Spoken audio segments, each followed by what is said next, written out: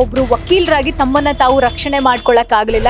ನಾನೇ ರಕ್ಷಣೆ ಮಾಡ್ಕೊಳ್ಳ. ಯಾರು ಬಂದು ಜೈಲಿಗೆ ನಮ್ಮನ್ನು ಬಿಡಿಸ್ಕೊಂಬರಕ್ಕೆ? ನಾನೇ ಬಿಡಿಸ್ಕೊಂಬಂದಿದ್ದಲ್ಲ. ನಾನೇನು ಕೊಲೆ ಮಾಡಿದ್ದೆ ದರ್ಶನ್ ಥರ? ಅಥವಾ ಕೊಲೆ ಆರೋಪ ಇದೆ ನನ್ನ ಮೇಲೆ. ಜಗದೀಶ್ ಸರ್ರೆ ಹೊಡೆದ್ರಂತೆ, ಅವ್ರು ಹಲ್ಲೆ ಮಾಡಿದ್ರಂತೆ ಇವ್ರ ಮೇಲೆ. ಕ್ರಿಮಿನಲ್ ಕರ್ಕೊಂಬಂದು ಅಲ್ಲಿ ಗಾಂಜಾ ಬಡ್ಡಿ ಮಾಡೋದು ದೇವ್ರ ಹೆಸರಲ್ಲಿ ಮೇಡಮ್, ಇದಕ್ಕೆ ವಿರೋಧ ಇದೆ. ಜಗದೀಶ್ ಅವರೇ ಯಾಕೆ ಟಾರ್ಗೆಟ್ ಅಂತ? ಸೊ ಬೆಳಿಬೇಕಂದಾಗ ತುಳಿಯೋರು ಜಾಸ್ತಿ ಇದ್ದೇ ಇರ್ತಾರೆ. ವಿರೋಧಿಗಳು ಅಂತ ಜಗದೀಶ್ ಅವರಿಗೆ ಯಾರು ಇರಬಹುದು ವಿರೋಧಿಗಳು? ನಟ್ಟು ಬೋಲ್ಟು ಅಂತ ಮಾತಾಡಿಕೊಂಡು ಧಮ್ಕಿಗಳು ಹಾಕೊಂಡು ಮಾಫಿಯಾಗಳ ಥರ ಆಗ್ಬಿಟ್ಟಿದ್ದಾರೆ. 3 ಬಿಟ್ಟವ್ರು ರಾಜಕೀಯಕ್ಕೆ ಅಂತಾರೆ, ನಾನು 4 ಬಿಟ್ಟಿದ್ದೀನಿ. ಇಂಥವು 100 ಮಾಡೋದು ಕೂಡ ಐ ಡೋಂಟ್ ಕೇರ್. ಓಕೆ, ಯಾವ ಮಟ್ಟಿಗೆ ಅವ್ನು ಮಹೇಶ ಅಂತಂದ್ರೆ ನಂದೇನೂ ಇಲ್ಲ, ಎಲ್ಲ ಡಿ ಕೆ ಶಿವಕುಮಾರ್ದು. ಕಾನೂನ ಪಾಲನೆ ಮಾಡುವಂತ ಪೊಲೀಸರಿಗಿಂತ ರಾಜಕಾರಣಿಗಳ ಬೂಟು ನಕ್ಕುವಂತ ಫಸ್ಟ್ ಪೊಲೀಸರಾಗ್ಬಿಟ್ಟಿದ್ದಾರೆ. ನನಗೆ ಬೇಜಾರಾಗ್ತಾ ಇದೆ. ಬೆಂಗಳೂರಿನ ಪೊಲೀಸ್ ಕಮಿಷನರ್ ಒಂದು ಕ್ಯಾಮ್ರಾ ಬೇರೆ ಹಾಕಿರ್ತಾರೆ. ಅಯ್ಯಪ್ಪ ತುಂಬಾ ನಿಯತ್ತು ಅಂತ ತೋರಿಸ್ಲಿಕ್ಕೆ ಮಾಫಿಯಾಗಳ ಹತ್ರ ಮಾಮೂಲಿ ಇಸ್ಕೊಂಡು ಪೊಲೀಸರು ಒಂದ್ ರೀತಿ ಮಾಮಾಗಳ ತರ.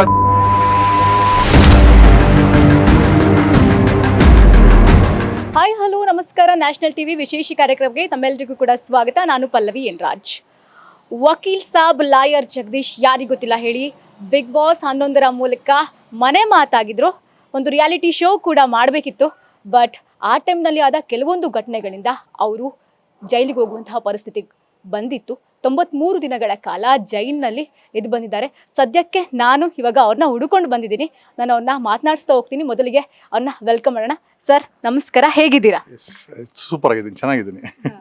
ಸರ್ ಸೂಪರ್ ಆಗಿದ್ದೀನಿ, ಚೆನ್ನಾಗಿದ್ದೀನಿ ಅಂತ ಹೇಳ್ತೀರಾ, ಬಟ್ ನಿಮ್ಮ ನಗು ಮುಖದ ಹಿಂದಿನ ಒಂದು ಬೇಜಾರು ನೋವು ಕಾಣಿಸ್ತಾ ಇದೆ. ಹೇಗೆ? Definitely ma'am. ಯಾಕೆ ಈ ಜೈಲು ಅನ್ನೋದು ಮನೆ ಅಲ್ವಲ್ಲ. ಸೊ ಜೈಲು ಅಂತಂದರೆ ನೀವು ಒಂಟಿಯಾಗಿರ್ಬೇಕಾದಂಥ ಜಾಗ. ಸೊ 98 ದಿವಸಗಳ ಕಾಲ ಇದ್ದಾಗ ಸ್ವಲ್ಪ ಮಾನಸಿಕ ಸ್ಥಿತಿ ಸ್ವಲ್ಪ ಏರುಪೇರು ಆಗಿರ್ತದೆ. So definitely I agree it. ನನಗೇನು ಅದರಲ್ಲೇನು ಎರಡನೇ ಮುಚ್ಚಿಡಬೇಕು ಅಂತೇನು ಅವಶ್ಯಕತೆ ಇಲ್ಲ. Yes, at the same time ನಮ್ಮನ್ನು ಕೆಡಿಸೋರು ನಮ್ಮ ಜೀವನವನ್ನು ಕೆಡಿಸ್ಬೇಕು ಅನ್ನೋರು ಮುಂದೆ ನಗದಾಗ ಅವ್ರು ಇನ್ನೂ ಚೆನ್ನಾಗಿ ಉರ್ಕೊಳ್ಳಿ ಅಂತ ನಗ್ತೀವಿ. ಸೊ ನನ್ನ ನಗುವಿಂದ ಅವ್ರು ಉರ್ಕೊಳ್ಳೋದು ತುಂಬ ಇಂಪಾರ್ಟೆಂಟು. ಸೊ ಉರ್ಕೊಳ್ಳಿ ಅಂತ. ಸರ್ ನಿಜಕ್ಕೂ ಅವಾಗ ನಿಮ್ಮನ್ನು ಲಾಸ್ಟ್ ಟೈಮ್ ನೋಡೋದಕ್ಕಿಂತ ಇವಾಗ ಸ್ವಲ್ಪ ಸ್ಟೈಲಿಶ್ ಆಗಿ ಆಗಿದ್ದೀರಾ. Thank you. ಅಂದರೆ ನಿಮ್ಮ ಪ್ರಕಾರ ಜೈಲ್ಗೆ ಹೋಗಿದ್ದು ಒಳ್ಳೇದಾಯ್ತು ಅಂತನಾ? ಸೊ ಫಿಲಮ್ ಹೀರೋಗಳೆಲ್ಲ ಈಗ 3 ತಿಂಗಳು ಜೈಲ್ಗೆ ಹೋದ್ರೆ ಚೆನ್ನಾಗ್ತಾರೆ ಅಂತನಾ? Just kidding. Okay, yeah definitely. ಆಗ ಸ್ವಲ್ಪ I just last around 12 kgs. Mostly ಹೊರಗಡೆ ಮೊಬೈಲ್ನ ಲೈವ್ನ ಜನಗಳನ್ನ ಮಿಸ್ ಮಾಡ್ಕೊಂಡೆ ಅನ್ಕೊತೀನಿ. ಸೊ ಅದರಿಂದ mostly I think I lost around 12 kgs. So ಅದರ ಒಂದು ಇಂಪ್ಯಾಕ್ಟ್ ಇರಬೇಕು ಅನ್ಕೊತೀನಿ ನಾನು. ಸರ್ ಎಲ್ಲರೂ ಹೇಳ್ತಾರೆ ಜೈಲಿಗೆ ಹೋದ್ರೆ ಊಟ ಸರಿ ಇರಲ್ಲ, ನಿದ್ರೆ ಬರಲ್ಲ ಅಂತ. ನಿಮಗೆ ಆ ರೀತಿ ಏನಾದ್ರು ಅನುಭವ ಆಯ್ತಾ ಸರ್? ಮಾತ್ರ ನಾವು ಆರೋಪ ಮಾಡೋಕ್ಕಾಗಲ್ಲ. ಕಾರಣ ಯಾಕೆ ಅಂತಂದರೆ ಅದು it is not A home. ಮನೆ ಅಂತೂ ಅಲ್ಲ, ಒಂದು ನಿರ್ದಿಷ್ಟವಾದಂಥ ಜಾಗದಲ್ಲಿ ಜುಡಿಷಿಯಲ್ ಕಸ್ಟಡಿಯಲ್ಲಿ ಇರ್ತೀವಿ. ಈ ಮನೆಯಲ್ಲೇ ನಮಗೆ ಸರಿಯಾದ ಟೈಮ್ಗೆ ಟೇಸ್ಟು ಸಿಗೋಂಥ ಊಟ ಸಿಗಲ್ಲ. ಸೊ ಇರೋರೆಲ್ಲ ಕ್ರಿಮಿನಲ್ಸ್ಗಳನ್ನ ರೇಪಿಸ್ಟ್ನ ತೊಗೊಂಡೋಗಲ್ಲ ಹಾಕ್ಬಿಟ್ಟು ಆ ಜಾಗದಲ್ಲಿ ನೆಮ್ಮದಿ ಇದೆ ಅಂತ ಅಥವಾ ಚೆನ್ನಾಗಿದೆ ಅಂತ ಕೇಳೋದೇ ತಪ್ಪು. ಫಸ್ಟ್ ಆಫ್ ಆಲ್ ನಾವೇ ಅರ್ಥ ಮಾಡ್ಕೊಳ್ಬೇಕು. ಮನೆಯಲ್ಲೇ ಏರುಪೇರಾಗುತ್ತೆ ಮೇಡಮ್. ಅಷ್ಟು ದೊಡ್ಡ ಜೈಲಲ್ಲಿ 5,000 ಜನ ಇರ್ಬೇಕಾರೆ ಸಣ್ಣ ಪುಟ್ಟ ಏರುಪೇರುಗಳು ಆಗುತ್ತೆ. ಬಟ್ ನನಗೆ ಅದು ಇಂಪಾರ್ಟೆಂಟ್ ಆಗಿರಲಿಲ್ಲ. So for my fight was very much important. So ನನ್ನ ಹತ್ರ ಒಳಗಡೆ ಹಾಕ್ಬಿಟ್ರಲ್ಲ, ನನ್ನನ್ನು ಎಲ್ಲೋ ಒಂದು ಕಡೆ ಮೂಲೆಗುಮ್ಮಾಗ್ಬಿಟ್ರೆ ಅಥವಾ ಚಕ್ರವ್ಯೂಹದಲ್ಲಿ ಸಿಕ್ಕಿಸ್ಬಿಟ್ರಲ್ಲ ಅಂತ ಎಲ್ಲೋ ಒಂದು ಕಡೆ ನಾನು ಅದ್ರ ಬಗ್ಗೆ ಹೆಚ್ಚಿನ ಫೋಕಸ್ ಮಾಡಿದೆ. ಸೊ ಊಟ ಏನು ಮೇಡಮ್, ಹೊಟ್ಟೆ ತಿನ್ಬೇಕಷ್ಟೇ. I think when we are hungry, ಒಳಗಡೆ ಊಟ ಹೋಯ್ತು ಅಂದರೆ ನಾಲ್ಗೆಗೆ ನಾನು ರುಚಿ ಕೇಳಲಿಲ್ಲ. ಸೊ ಹಾಗಾಗಿ ಐ ಥಿಂಕ್ ನಥಿಂಗ್ ಹ್ಯಾಪನ್. ನನಗೇನು ಆ ಥರ ಅನಿಸ್ಲಿಲ್ಲ ಮೇಡಮ್. ಸರ್ ನಿಮ್ಮನ್ನ ಬಿಗ್ ಬಾಸ್ ಅಲ್ಲಿ ಮಿಸ್ ಮಾಡ್ಕೊಳ್ತಾ ಇದ್ದವರು ಗರ್ಲ್ಸ್ ವರ್ಸಸ್ ಬಾಯ್ಸ್ ಅಲ್ಲಿ ನೋಡ್ಬೇಕು ಅಂತ ನಾವು ಕೂಡ ಅನ್ಕೊಂಡಿದ್ವಿ. ಆಮೇಲೆ ಒಂದು ಪ್ರೋಮೋದಲ್ಲಿ ಬಂದೋದ್ವಿ, ಒಂದು ಎಪಿಸೋಡ್ ಮಾಡಿದ್ರಿ ಅಂತ ಅನ್ಸುತ್ತೆ. ಆಮೇಲೆ ನಿಮ್ಮನ್ನು ನೋಡ್ಲಿಕ್ಕೆ ಆಗ್ಲಿಲ್ಲ. ಸೊ ನಿಮ್ಮ ಫ್ಯಾನ್ಸು ಬೇಜಾರು ಮಾಡ್ಕೊಂಡಿದ್ದಾರೆ, ಏನ್ ಹೇಳ್ತೀರಾ ಅವರಿಗೆ? ಡೆಫಿನೆಟ್ಲಿ. ಈಗ ನಾನು ಈ ಸಮಾಜಕ್ಕೆ ಪರಿಚಯ ಆಗಿದ್ದು ಒಬ್ಬ ಧ್ವನಿ, ಸಮಾಜದ ಧ್ವನಿಯಾಗಿ, ತದನಂತರ ಸಣ್ಣ ಪುಟ್ಟ ಕೇಸ್ ಮಾಡಿಕೊಂಡು ಕೋರ್ಟ್ ಗೀಟ್ ಹಾಕ್ಕೊಂಡು ಒಬ್ಬ ಲಾಯರ್ ಆಗಿ, ತದನಂತರ ಒಬ್ಬ ರಾಜಕಾರಣಿಯಾಗಿ, ತದನಂತರ ಐ ಥಿಂಕ್ ನಾವು ಎಂಟರ್ಟೈನ್ಮೆಂಟ್ ಇಂಡಸ್ಟ್ರಿಗೆ ಬಂದ್ವಿ. ನನ್ನ ಕೈಲಾದಂಥ ಪ್ರಾಮಾಣಿಕ ಪ್ರಯತ್ನ ಬೀಳ್ತಾ ಇದ್ದೀವಿ. ನಾವೆಲ್ಲ ಬ್ಯಾಕ್ಗ್ರೌಂಡ್ ಇಲ್ದಿರೆ ಬಂದಿರೋಂಥವ್ರು. ನಮ್ಮ ಬ್ಯಾಕ್ಗ್ರೌಂಡಲ್ಲಿ ನಮ್ಮ ತಂದೆಯೂ ವಕೀಲರೇನಲ್ಲ, ರಾಜಕಾರಣಿನೂ ಅಲ್ಲ, ಅಥವಾ ಏನೋ ಒಂದು ತುಂಬ ಶ್ರೀಮಂತ ಮನೆ ಅಂತಲ್ಲ, ಸಣ್ಣ ಪುಟ್ಟ ಜಮೀನ್ದಾರ್ ನಾವು. ಸೊ ಬೆಳಿಬೇಕಂದಾಗ ತುಳಿಯೋರು ಜಾಸ್ತಿ ಇದ್ದೇ ಇರ್ತಾರೆ. ಸೊ ಅವ್ರನ್ನ ಎದುರಿಸ್ಕೊಂಡು ಮುಂದೆ ಹೋಗೋದ್ರಲ್ಲಿ ಈ ಥರ ಸಮಸ್ಯೆ ಆಯಿತು. ಡೆಫಿನೆಟ್ಲಿ ನಾನು ಕೂಡ ಅದನ್ನು ಬಾಯ್ಸ್ ಆ್ಯಂಡ್ ಗರ್ಲ್ಸ್, ಯಾಕಂದರೆ ಇದನ್ನು ಏನೋ ಬಿಗ್ ಬಾಸನ್ನು ಮಿಸ್ ಮಾಡ್ಕೊಂಡಿದ್ದೆ. ಸೊ ಇದ್ರಲ್ಲಿ ಮಾಡಬೇಕು ಅಂತ ನಮಗೂ ಇದ್ದಿದ್ದು, ದುರದೃಷ್ಟವ ಗೊತ್ತಿಲ್ಲ, ಅಲ್ಲಿ ಏನೋ ಒಂದು ಹೆಚ್ಚು ಕಮ್ಮಿ ಆಯಿತು. So that's all. ಸರ್, ನಿಜಕ್ಕೂ ಅವತ್ತಿನ ದಿನ ಏನಾಯ್ತು ಅಂತ ಅಣ್ಣಮ್ಮ ತಾಯಿ ಕೂರಿಸುವಂತಹ ವಿಚಾರದಲ್ಲಿ ಒಂದಷ್ಟು ಗಾಸಿಪ್ಸ್ಗಳು ಆಯಿತು. ಹಾಗಂತೆ ಜಗದೀಶ್ ಸರ್ರೇ ಹೊಡೆದ್ರಂತೆ ಅವ್ರಿಗೆ, ಅವ್ರು ಹಲ್ಲೆ ಮಾಡಿದ್ರಂತೆ ಇವ್ರ ಮೇಲೆ ಅಂತ. ಸರ್, ನಿಜಕ್ಕೂ ನಾವು ನೋಡಿದಾಗ ನಿಮ್ಮ ಮೇಲೆ ಹಲ್ಲೆ ಮಾಡಿದ್ರು ಅವರಿಗೂ ಆಗಿತ್ತೋ ಇಲ್ವೋ ಅಷ್ಟಾಗಿ ನಮಗೆ ಗೊತ್ತಿಲ್ಲ. ಬಟ್ ನಿಜಕ್ಕೂ ಅವತ್ತಿನ ದಿನ ಏನಾಯ್ತು ಸರ್, ಒಂದು ಕ್ಲಾರಿಟಿ ಕೊಟ್ಬಿಡಿ. ಮೇಡಮ್ ನಾವು ಸಣ್ಣ ಹುಡುಗರಿಂದ ನಾವು ಹಳ್ಳಿನಲ್ಲಿ ಬೆಳೆದವರು, ದೇವ್ರ ಪೂಜೆ ಅದು ಅಂತೆಲ್ಲ ಮಡಿ ಮೈಲಿಗೆಯಿಂದ ಮಾಡಿದ್ದನ್ನು ನಾವು ನೋಡಿದ್ದೀವಿ ಮೇಡಮ್. ಅಂದರೆ ಬೆಳಗ್ಗೆ ಎದ್ದು ಸ್ನಾನ ಮಾಡಿಕೊಂಡು ಪಂಚೆ ಉಟ್ಕೊಂಡು ಶುದ್ಧವಾಗಿ ಇದು ಡ್ರಿಂಕ್ಸ್ ಕುಡಿದಿರಾ, ಸಿಗರೇಟ್ಸ್ ಸೇದಿರಾ, ಯಾಕಂದರೆ ನನಗೆ ಗೊತ್ತಿರೋಂಥದ್ದು ಪೂಜೆ ಇದೇನೆ. ಇವತ್ತಿನ ಕಾಲದಲ್ಲಿ ಇವತ್ತಿನ ಸಮಯದಲ್ಲಿ ಹೇಗಾಗ್ಬಿಟ್ಟಿದೆ ಅಂತಂದರೆ ಗಣೇಶನ ಕೂಡಿಸೋದು, ಸಾಯಂಕಾಲ ಎಣ್ಣೆ ಹೊಡೆದು ಅದನ್ನು ಮೆರವಣಿಗೆ ಮಾಡೋದು. ಮೇಡಮ್, ದೇವ್ರ ಪೂಜೆ ಬಗ್ಗೆ ಅವ್ರಿಗಿಂತ ಚೆನ್ನಾಗಿ ನಾವು ಮಾಡ್ತೀವಿ. ಬಟ್ ಏನಂತಂದರೆ ಆ ಪೂಜೆಗೆ ವಿಘ್ನಗಳು ಮಾಡಬಾರ್ದು. ಆಮೇಲೆ ಎಣ್ಣೆ ಹೊಡ್ಕೊಂಡು, ಗಾಂಜಾ ಹೊಡ್ಕೊಂಡು, ಡ್ರಗ್ಗಳು ಹೊಡ್ಕೊಂಡು ನಿಮ್ಮ ತೀಟೆನ ತೀರ್ಸ್ಕೊಳ್ಳೋಕ್ಕೆ ದೇವ್ರನ್ನ ಇಟ್ಟುಬಿಟ್ಟು ಅಲ್ಲಿ ಮಾಡಿದಾಗ, ಆಮೇಲೆ ಅಲ್ಲಿ ಅಹಿತಕರ ಘಟನೆಗಳಾದಾಗ, ಫಾರ್ ಎಕ್ಸಾಂಪಲ್ ಮೊನ್ನೆ ರೀಸೆಂಟಾಗಿ ನಾನು ಯಾಕೆ ಅಲ್ಲಿ ಯಾವುದೋ ಒಂದು ಪ್ರೈವೇಟ್ ಕಾರ್ಯಕ್ರಮ, ಅದು ದೇವ್ರಿಗೆ ಇಡ್ತಾರೆ, ಮಾಡ್ಕೊಳ್ಳಿ, ಸಮಸ್ಯೆ ಏನಿಲ್ಲ. ಈಗ ದೇವ್ರು ಇಡಬೇಕಾದ್ರೆ ನಮ್ಮ ಕಾಂಪ್ಲೆಕ್ಸ್ ಮುಂದೆನೇ ಅವ್ರು ಇಟ್ಟಿದ್ದು, ನಿರ್ದಿಷ್ಟವಾಗಿ ಅಲ್ಲಿ ಸುತ್ತಮುತ್ತಿರೋರನ್ನ ಕೇಳಿಕೊಂಡು, ಆಮೇಲೆ ಪರೋಡಿ ಬೀಳೋಕ್ಕೆ, ಗಾಂಜಾ ಹೊಡಿಯೋಕ್ಕೆ, ಡ್ರಗ್ ಪಾರ್ಟಿ ಮಾಡೋಕ್ಕಂತೂ ದೇವ್ರು ಇಟ್ಟರಂತೂ ಖಂಡಿತವಾಗಿ ವಿರೋಧ ಮಾಡ್ತೀವಿ. ಅವತ್ತು ಆಗಿದ್ದು ಅದನ್ನೇ. ಸೊ ಹಾಗಾಗಿ ವಿರೋಧ ಮಾಡಿದಾಗ ಅದೇ ಅವ್ರ ಬ್ಯಾಕ್ಗ್ರೌಂಡಲ್ಲಿ ಇದ್ದಂಥ ಈ ಪೊಲೀಸ್ ಪರ್ಮಿಷನ್ ಕೊಟ್ಟವರು, ನಮ್ಮ ವಿರೋಧಿಗಳೆಲ್ಲ ಸೇರಿಕೊಂಡು, ಆಮೇಲೆ ಅಲ್ಲಿದ್ದವರು ಯಾರು ಕೂಡ ಅವ್ರು ಯಾರು ನಮ್ಮೂರವರಲ್ಲ ಅಥವಾ ನಮ್ಮ ಆ ಏರಿಯಾದವರು ಅಲ್ಲ, ಹೊರಗಡೆಯಿಂದ ಗಿಂಜಾ ಹೊಡಿಯೋಕ್ಕೆ ಬಂದಿದ್ದಂಥವ್ರು. ಸೊ ಪೊಲೀಸವ್ರಿಗೆ ನಾನು ಕಂಟ್ರೋಲ್ಗೆ ಫೋನ್ ಮಾಡೋದು ಕೂಡ ಏನೂ ಕ್ರಮ ತಗೊಳ್ಲಿಲ್ಲ. ಪೊಲೀಸವ್ರು ಬಂದರು, ಅವ್ರ ಮುಂದೆನೇ ಅವರು ಅಟ್ಯಾಕ್ ಮಾಡೋ ಮೋಡಲ್ಲಿದ್ದರು.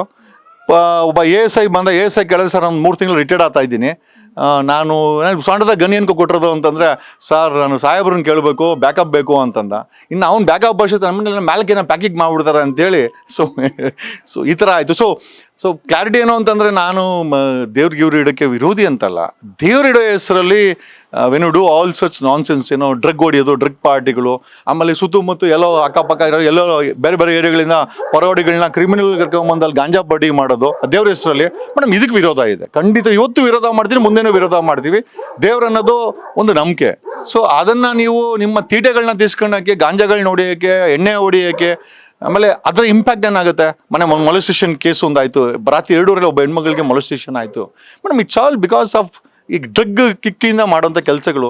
ಸೊ ಆ ಪರಿಣಾಮಗಳಾಗಬಾರ್ದು ಅಂತ ನಾವು ವಿರೋಧ ಮಾಡಿದಾಗ, ಎಲ್ಲೋ ಒಂದು ಕಡೆ ನಮ್ಮನ್ನೇ ತೊಗೊಂಡೋಗಿ, ನಮ್ಮ ಮೇಲೆ ನಾವಿದ್ದಿದ್ದು 4 ಜನ, ಅವ್ರಿದ್ದಿದ್ದು 300-400 ಜನ ಇದ್ದರು, ಅವ್ರನ್ನ ಯಾರೂ ಅರೆಸ್ಟ್ ಮಾಡಿಲ್ಲ, ನಮ್ಮನ್ನೇ ತೊಗೊಂಡೋಗಿ ಅರೆಸ್ಟ್ ಮಾಡಿ, ತದನಂತರ ನಮ್ಮ ವಿರೋಧಿಗಳು ಆಕ್ಟಿವೇಟ್ ಆಗಿ ಇವನ್ನ ಸ್ವಲ್ಪ ಹೊರಗಡೆ ಲಾಕ್ ಮಾಡೋಣ ಅಂತೇಳಿ ಲಾಕ್ ಮಾಡಿದ್ರು.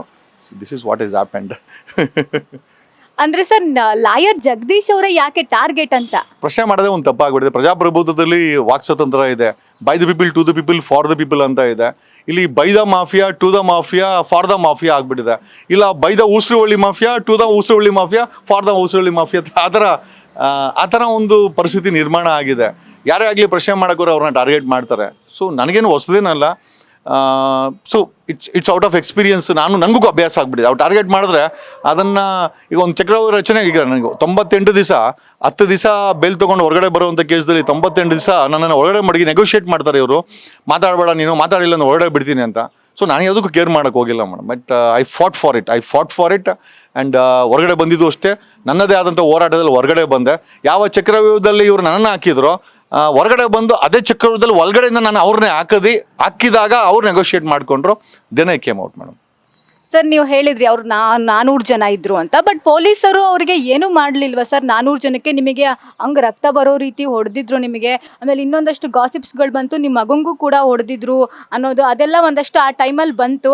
ಆಮೇಲೆ ಇನ್ನೊಂದು ಪ್ರಶ್ನೆ ಅಂತಂದರೆ, ದರ್ಶನ್ ಅವ್ರ ಬಗ್ಗೆ ಮಾತಾಡ್ತಾ ಇದ್ದಿದ್ದಕ್ಕೆ ದರ್ಶನ್ ಫ್ಯಾನ್ಸು ಎಲ್ಲ ಒಟ್ಟಾಗ್ಬಿಟ್ಟು ಲಾಯರ್ ಜಗದೀಶ್ ಅವ್ರ ಮೇಲೆ ಹಲ್ಲೆ ಮಾಡಿದ್ರು, ಅವ್ರ ಫ್ಯಾಮಿಲಿಗೆಲ್ಲ ತೊಂದರೆ ಕೊಡ್ತಿದ್ದಾರೆ ಅಂತ ಆ ಟೈಮಲ್ಲಿ ಒಂದಷ್ಟು ಆ ಥರ ಎಲ್ಲ ಬಂತು. ಅಂದರೆ ನೀವು ಆ್ಯಸ್ ಅ ಲಾಯರ್ ಆಗಿದ್ದೀರಾ, ನೀವು ನಿಮ್ಮ ಮೇಲೆ ಆ ರೀತಿ ಮಾಡ್ತಾರೆ ಅಂತಂದ್ರೆ ಇವಾಗ ಸಾಮಾನ್ಯ ಜನರ ಕತೆ ಏನು ಅಂತ? ಸಾಮಾನ್ಯ ಜನರ ಕತೆ ಅಂತಂದ್ರೆ, ಪೊಲೀಸ್ ಕಮಿಷನರ್ ದಯಾನಂದ್ ಆಫೀಸಲ್ಲಿ ನೀವು ಮಾಹಿತಿ ತೆಗೆದು ನೋಡಿದ್ರೆ ಮೇಡಮ್, ಇದು 4ನೇ ತಿಂಗಳು 120 ದಿವಸ ಕಳೆದಿದೆ. ಈ ವರ್ಷದಲ್ಲಿ 120 ದಿವಸ ಕಳೆದಿದ್ದೀವಿ. ಅಪ್ರಾಕ್ಸಿಮೇಟ್ಲಿ ಮೇಡಮ್ 100ಕ್ಕೂ ಹೆಚ್ಚು ರೇಪ್ಸ್ ಆಗಿದೆ ಬೆಂಗಳೂರು ಒಂದರಲ್ಲೇ. ಜಸ್ಟ್ ಇಮ್ಯಾಜಿನ್ ಮಾಡಿ, ಕಾಟಾಚಾರಕ್ಕೆ ನಮ್ಮ ಬೆಂಗಳೂರಿನ ಪೊಲೀಸ್ ಕಮಿಷನರ್ ಒಂದು ಕ್ಯಾಮ್ರಾ ಬೇರೆ ಹಾಕಿರ್ತಾರೆ. ಆಯಪ್ಪ ತುಂಬ ನಿಯತ್ತು ಅಂತ ತೋರಿಸ್ಲಿಕ್ಕೆ. ನಮಗೆ ತೋರ್ಪಡೆಗೆ ಕಮಿಷನರ್ ಬೇಡ ಮೇಡಮ್, ತೋರ್ಪಡೆಗೆ ಪೊಲೀಸ್ ಬೇಡ, ತೋರ್ಪಡೆಗೆ ನಮಗೆ ವಹಿಸಲ ಬೇಡ. ನಮಗೆ ಬೇಕಾಗಿರೋದು ನಿರ್ದಿಷ್ಟವಾದಂಥ ಒಂದು ಭಯ ಇರಬೇಕು ಸಮಾಜದಲ್ಲಿ. ಈಗ ಸಾಮಾನ್ಯ ಜನ ಭಯ ಬೀಳ್ತಾರೆ, ಕ್ರಿಮಿನಲ್ಗಳು, ಡ್ರಗ್ಗಳು ಹೊಡೆಯೋರು, ಡ್ರಗ್ ಮಾರಾಟಗಾರರು ಆರಾಮಾಗಿ ಕುಲ್ಲ ಡ್ರಗ್ ಮಾರ್ತಾರೆ. ಅದನ್ನು ಇವತ್ತಿನ ಯುವಕರು ಕನ್ಸ್ಯೂಮೇಟ್ ಮಾಡಿ ಇಂಟಾಕ್ಸಿಕೇಟ್ ಆಗಿ ಅದ್ರ ಮೇಲೆ ಹಾಕ್ತಾರಂತದೆ ಮೇಡಮ್. ಇವತ್ತು ಬರೀ ಚೈನ್ ಸ್ನ್ಯಾಚಿಂಗು, ರಾಬ್ರಿ, ಕೊಲೆಗಳು, ರೇಪ್ ಒಂದೇ ಇಲ್ಲ, ಪೋಸ್ಕೋ ಮೈನರ್ ಮಕ್ಕಳ ಮೇಲೆ ರೇಪ್ಸ್ ಆಗುತ್ತೆ. ಹೋದ ವರ್ಷ as per the ಡೇಟಾಬೇಸು 3500 POCSO case register ಆಗಿದೆ ಕರ್ನಾಟಕದಲ್ಲಿ. Just imagine. ಇದು ಕಾರಣ ಏನು? ಇವತ್ತು ಲಾ ಆ್ಯಂಡ್ ಆರ್ಡರ್ನ ನಿಮ್ಮ ಕೈಲಿ ಪ್ರಿವೆಂಟ್ ಮಾಡ್ಲಿಕ್ಕೆ ಆಗ್ತಾ ಇಲ್ಲ. ನೀವುಗಳು ಆ ಲಾ ಆ್ಯಂಡ್ ಆರ್ಡರ್ನ ಪ್ರಿವೆಂಟ್ ಮಾಡಬೇಕಾದಂಥವ್ರು ಅವ್ರ ಹತ್ರ ಲಂಚ ಇಸ್ಕೊಂಡು, ಮಾಫಿಯಾಗಳನ್ನ ಬೆಳೆಸ್ಕೊಂಡು, ಮಾಫಿಯಾಗಳ ಹತ್ರ ಮಾಮೂಲಿ ಇಸ್ಕೊಂಡು, ಪೊಲೀಸರು ಒಂದು ರೀತಿ ಮಾಮಾಗಳ ಥರ ಕೆಲಸ ಮಾಡಿ, ಎಲ್ಲರೂ ಅಲ್ಲ, ನಿರ್ದಿಷ್ಟವಾದಂಥ ಒಂದು ದೊಡ್ಡ ಲಾಬಿನೇ ಇದೆ. ದುಡ್ಡುಗೋಸ್ಕರ, ಲಂಚಕ್ಕೋಸ್ಕರ ಕೆಲಸ ಮಾಡುವಂಥ ಪೊಲೀಸ್ ಅಧಿಕಾರಿಗಳು ಇದನ್ನೆಲ್ಲ ಮಾಡಿಸ್ತಾ ಇದ್ದಾರೆ. ಈಗ ಅದನ್ನು ಅವ್ರು ತಳ್ಳಾಗ್ಬೋದು. ಬಟ್ ಒಂದಂತ ಹೇಳ್ತೀನಿ ಮೇಡಮ್, ನನಗೆ ಜನರಿಗೆ ಕಣ್ಮುಂದೆ ಇದೆಲ್ಲ ಕಾಣಿಸ್ತಾ ಇದೆ. ಬೆಂಗಳೂರಿನ ಇಂಟರ್ನ್ಯಾಷನಲ್ ಏರ್ಪೋರ್ಟಿಂದ ಬೆಂಗಳೂರಿಗೆ 15 kg ಗೋಲ್ಡು ಒಬ್ಬ DGP ಗೌರ್ಮೆಂಟ್ ಕಾರಲ್ಲಿ ಕಳೆದ 3 ವರ್ಷದಿಂದ ಸ್ಮಗ್ಲಿಂಗ್ ಆಗುತ್ತೆ ಪೊಲೀಸ್ ಡಿಪಾರ್ಟ್ಮೆಂಟಲ್ಲಿ. ಪೊಲೀಸ್ ಇಲಾಖೆ ಗೊತ್ತಿಲ್ಲ. ಆಮೇಲೆ ಅದನ್ನು ತನಿಖೆ ಮಾಡಿ ಅಡಿಷ್ನಲ್ ಚೀಫ್ ಸೆಕ್ರೆಟರಿ ಅದಕ್ಕೊಂದು ಬಣ್ಣ ಹೊಡೆದು ನಮ್ಮ ಹತ್ರ ಏನು ಅಲ್ಲ ಮೇಡಮ್. ಅಕಸ್ಮಾತು ಆ ಗೌರ್ಮೆಂಟ್ ಕಾರ್ ಆಗೋದು ಬದಲು ಜಗದೀಶ್ ಕಾರಲ್ಲಿ ಏನಾದರೂ ಆ ಸ್ಮಗ್ಲಿಂಗ್ ಮಾಡಿದರೆ ಬಿಟ್ಟಿರೋರ ಇವರು ಅಲ್ವಾ? ಒಂದು ದಯಾನಂದು ಬಾಡಿ ಮೇಲೆ ಅಲ್ಲ, ಮುಖಕ್ಕೆ ಹಾಕೊಬೇಕು. Dayanand body ಕ್ಯಾಮ್ರಾನ, face camera ಹಾಕೊಬೇಕು. ಕಾರಣ ಯಾಕೆ ಅಂತಂದ್ರೆ ಇವ್ರಿಗೆಲ್ಲ ಗೊತ್ತು. ಇವ್ರಿಗೆಲ್ಲಗೊಂದು ಬೆಂಗಳೂರಿನ 130 ಪೊಲೀಸ್ ಸ್ಟೇಷನ್ ಲಿಮಿಟ್ಸಲ್ಲಿ ಮೇಡಮ್ ಏನು ಮಾಫಿಯಾ ನಡೀತಾ ಇದೆ. ಬೆಂಗಳೂರಲ್ಲಿ ಅಪ್ರಾಕ್ಸಿಮೇಟಾಗಿ ನಮಗಿರೋ ಮಾಹಿತಿ ಪ್ರಕಾರ 4 ರಿಂದ 5 ಸಾವಿರ ಕೋಟಿ ರೂಪಾಯಿ ಡ್ರಗ್ ಪ್ರತಿ ತಿಂಗಳು ಇಳಿಯುತ್ತೆ. ಟ್ರಾಫಿಕಿಂಗ್ ಆಗುತ್ತೆ, ಸೇಲ್ ಆಗುತ್ತೆ. ಅದನ್ನು ಕುಡ್ದಂಥವ್ರು ರೇಪುಗಳು ಮಾಡ್ತಾರೆ, ಚೈನ್ ಸ್ನ್ಯಾಚಿಂಗ್ಗಳು ಮಾಡ್ತಾರೆ. ಈಗ ಒಂದು ಹೆಜ್ಜೆ ಮುಂದೆ ಹೋಗಿ ಹಾಲು ಕದೀತಾರಂತೆ. ಹಾಲು ಕದಿಯೋಂಥವ್ರು ಜಾಸ್ತಿ ಆಗ್ಬಿಟ್ಟಾರೆ, ವೀಲ್ಗಳು ಕದಿಯೋರು ಜಾಸ್ತಿ ಆಗಿಬಿಟ್ಟಿದ್ದಾರೆ, ಶೂಗಳು ಕದಿಯೋರು ಜಾಸ್ತಿ ಆಗಿಬಿಟ್ಟಿದ್ದಾರೆ, ಗ್ಯಾಸ್ ಸಿಲಿಂಡರ್ ಕದೀತಾ ಇದ್ದಾರೆ. ಅಂದರೆ ಒಂದು ಕಡೆ ಬೆಲೆ ಏರಿಕೆ ಸಮಾಜದ, ಇನ್ನೊಂದು ಕಡೆ ಆಗೋರಾಗಲಿ ಬಿಡೋ, ನಮ್ಮ ಕೆಲಸ ನಾವು ಮಾಡೋಣ ಅಂತೇಳಿ ಕಾಟಾಚಾರಕ್ಕೆ ಮೇಲ್ ಮಾಡ್ತೀನಿ, ಏನು ಕೊಡ್ತೀಯ ಗೌಡ ಅಂದಂಗೆ ಈಗ ಬೆಂಗಳೂರಿನ ಪೊಲೀಸರು ಮತ್ತು ಕರ್ನಾಟಕದ ಪೊಲೀಸರು ಮೇಲ್ ಮಾಡ್ತಾರೆ. ಅವ್ರನ್ನ ಕೇಳಿದ್ರೆ ಸರ್ 18,000 ಶಾರ್ಟೇಜ್ ಇದೆ, ಶಾರ್ಟೇಜಲ್ಲಿ ಓಡಿಸ್ತಾ ಇದ್ದೀವಿ, ಸಂಬಳ ನೆಟ್ಟು ಕೊಡಲ್ಲ. ತಮಿಳ್ನಾಡಲ್ಲಿ 80,000 ಕೊಡ್ತಾರೆ, 40,000 ಕೊಡ್ತಾರೆ. ಹಂಗಾರೆ ಕಳ್ತನ ಮಾಡಕ್ಕೆ ಬಿಡ್ತಾ ಇದ್ದೀರಾ ಅಂದ್ರೆ ಸರ್ ಏನು ಮಾಡೋದು ಅಂತಾರೆ. ಅವರೇ ಹೇಳ್ತಾರೆ ಸರ್ 80,000 ರೂಪಾಯಿ ತಮಿಳ್ನಾಡಲ್ಲಿ ಕೊಡ್ತಾ ಇದ್ದಾರೆ. ನಾನು ಸಿದ್ದರಾಮಯ್ಯನವ್ರಿಗೆ ಜನವರಿನಲ್ಲಿ ಒಂದು ರಿಕ್ವಿಷನ್ ಕೊಟ್ಟೆ, ಜಮೀರು ಇದ್ದ ಕೃಷ್ಣದಲ್ಲಿ ಒಂದು ರಿಕ್ವಿಷನ್ ಕೊಟ್ಟೆ, ಆ ಪೊಲೀಸವ್ರಿಗೆ ಒಂದು 80,000 ಮಾಡಿ ಅಂತ. ಆಯಪ್ಪ ನಾನು ಜೈಲಿಗೆ ಹೋದ್ಮೇಲೆ ನಾನು ಕೇಳಿಸ್ಬೇಕು, ನಾನು ಪೇಪರಲ್ಲಿ ಓದಿದ್ದೇನು ಅಂತಂದರೆ ಪೊಲೀಸರು ಏನೋ ಸಂಬಳ ಜಾಸ್ತಿ ಮಾಡ್ಕೊಂಡಿಲ್ಲ, ಆಯಪ್ಪನಿಗೆ ಜಾಸ್ತಿ ಮಾಡ್ಕೊಂಬಿಟ್ಟಾನೆ, CMಗೆ, MLAಗೆ, ಮಿನಿಸ್ಟ್ರಿಗೆ, ಅಪೋಸಿಷನ್ ಲೀಡರ್ಗೆಲ್ಲ ಜಾಸ್ತಿ ಮಾಡ್ಕೊಂಡು. ನನಗೆ ಹೇಳಿ ಸಿದ್ದರಾಮಯ್ಯನ ಏನಕ್ಕೆ ಬೇಕು ಇಷ್ಟೊಂದು ಸಂಬಳ? ನಾವು ರಿಕ್ವಿಷನ್ ಕೊಟ್ಟಿದ್ದು ಪೊಲೀಸವ್ರಿಗೆ, ಯಾಕೆ ಮಾಡಲಿಲ್ಲ? ಸೊ ನನಗೇನು ಅನಿಸ್ತಾ ಇದೆ ಅಂತಂದರೆ ಅಲ್ಟಿಮೇಟ್ಲಿ ಕೇಳೋರು ಮಾಡೋರು ಏನೂ ಇಲ್ಲ ಮೇಡಮ್. ಇದು ಒಂಥರ ನಾನು ಮಾತಾಡ್ತಾ ಇರೋದು ತಮಾಷೆಗೆ ಮಾತಾಡ್ತೀನಿ, ಸೀರಿಯಸ್. ಯಾಕಂದರೆ ಇವ್ರುಗಳನ್ನ ನಾವು ಸೀರಿಯಸ್ ತಗೊಳಕ್ಕಾಗಲ್ಲ. ಜನ ಸೀರಿಯಸ್ ತಗೊಂಡು ಅದನ್ನೇ ಹೇಳ್ತಾರಲ್ಲ, ಅವರಿದ್ದಾಗ 40%, ಇವರಿದ್ದಾಗ 50% ಅಂತೆ. ಇವರೇನೋ BJP ಇದ್ದಾಗ ಇವರು 40% ಯಾತ್ರೆ ಮಾಡ್ತಾರೆ, ರೋಡಲ್ಲಿ ಗುಂಡಿಗಳಿರ್ತದೆ. ಈಗ ಇವ್ರು ಬಂದಮೇಲೆ ಅವರು ಜನಾಕ್ರೋಶನೋ ಅಥವಾ ನಾಟಕದ ಆಕ್ರೋಶನೋ ಗೊತ್ತಿಲ್ಲ ಇವರು. ಸೊ ಅಲ್ಟಿಮೇಟಾಗಿ madam there is no accountability madam. ನಮ್ಮ ಓಟನ್ನು ತಗೊಂಡು ನಂಬಿಕೆ ದ್ರೋಹ ಮಾಡ್ತಾ ಇದ್ದಾರೆ ಈ ಉಸುವಳಿ ರಾಜಕಾರಣಿಗಳು. ಒಂದು 60-70 ಕುಟುಂಬಗಳು ಕರ್ನಾಟಕದಲ್ಲಿ ರಾಜಕೀಯ ಮಾಡಿಕೊಂಡು ಅದನ್ನು ಡೆಮೋಕ್ರಸಿ ಅಂತ ಹೇಳ್ತಾ ಇದೆ, ಪ್ರಜಾತಂತ್ರ ಅಂತ ಹೇಳ್ತದೆ. ಪ್ರಜಾತಂತ್ರ ಅಂತೂ ಇಲ್ಲ ಮೇಡಮ್. ರಾಜವಂಶಸ್ಥ ಥರ ಇವ್ರುಗಳು ಒಂದೊಂದು ಡಿಸ್ಟ್ರಿಕ್ಗಿನ ಒಬ್ಬೊಬ್ಬನ ಹಂಚ್ಕೊಂಬಿಟ್ಟಿದ್ದಾರೆ. ಒಬ್ಬೊಬ್ಬರು 2-3 ಜನ ಹಂಚ್ಕೊಂಬಿಟ್ಟಾರೆ. ಬೆಳಗಾಂ ಅವರೇ ಲಕ್ಷ್ಮೀ ಹೆಬ್ಬಾಳ್ಕರು ಮತ್ತು ಅವ್ರ ಮಗ ಜಾರಕಿಹೊಳಿ ಫ್ಯಾಮಿಲಿ. ಈ ಕಡೆ ಬಳ್ಳಾರಿಗೆ ಬಂದರೆ ಈ ರೆಡ್ಡಿ ಬ್ರದರ್ ಮನೆ ಜೈಲಿಗೆ ಹೋದ್ನಲ್ಲ ಅವನು ಮತ್ತು ಅವನು ಶ್ರೀರಾಮುಲು.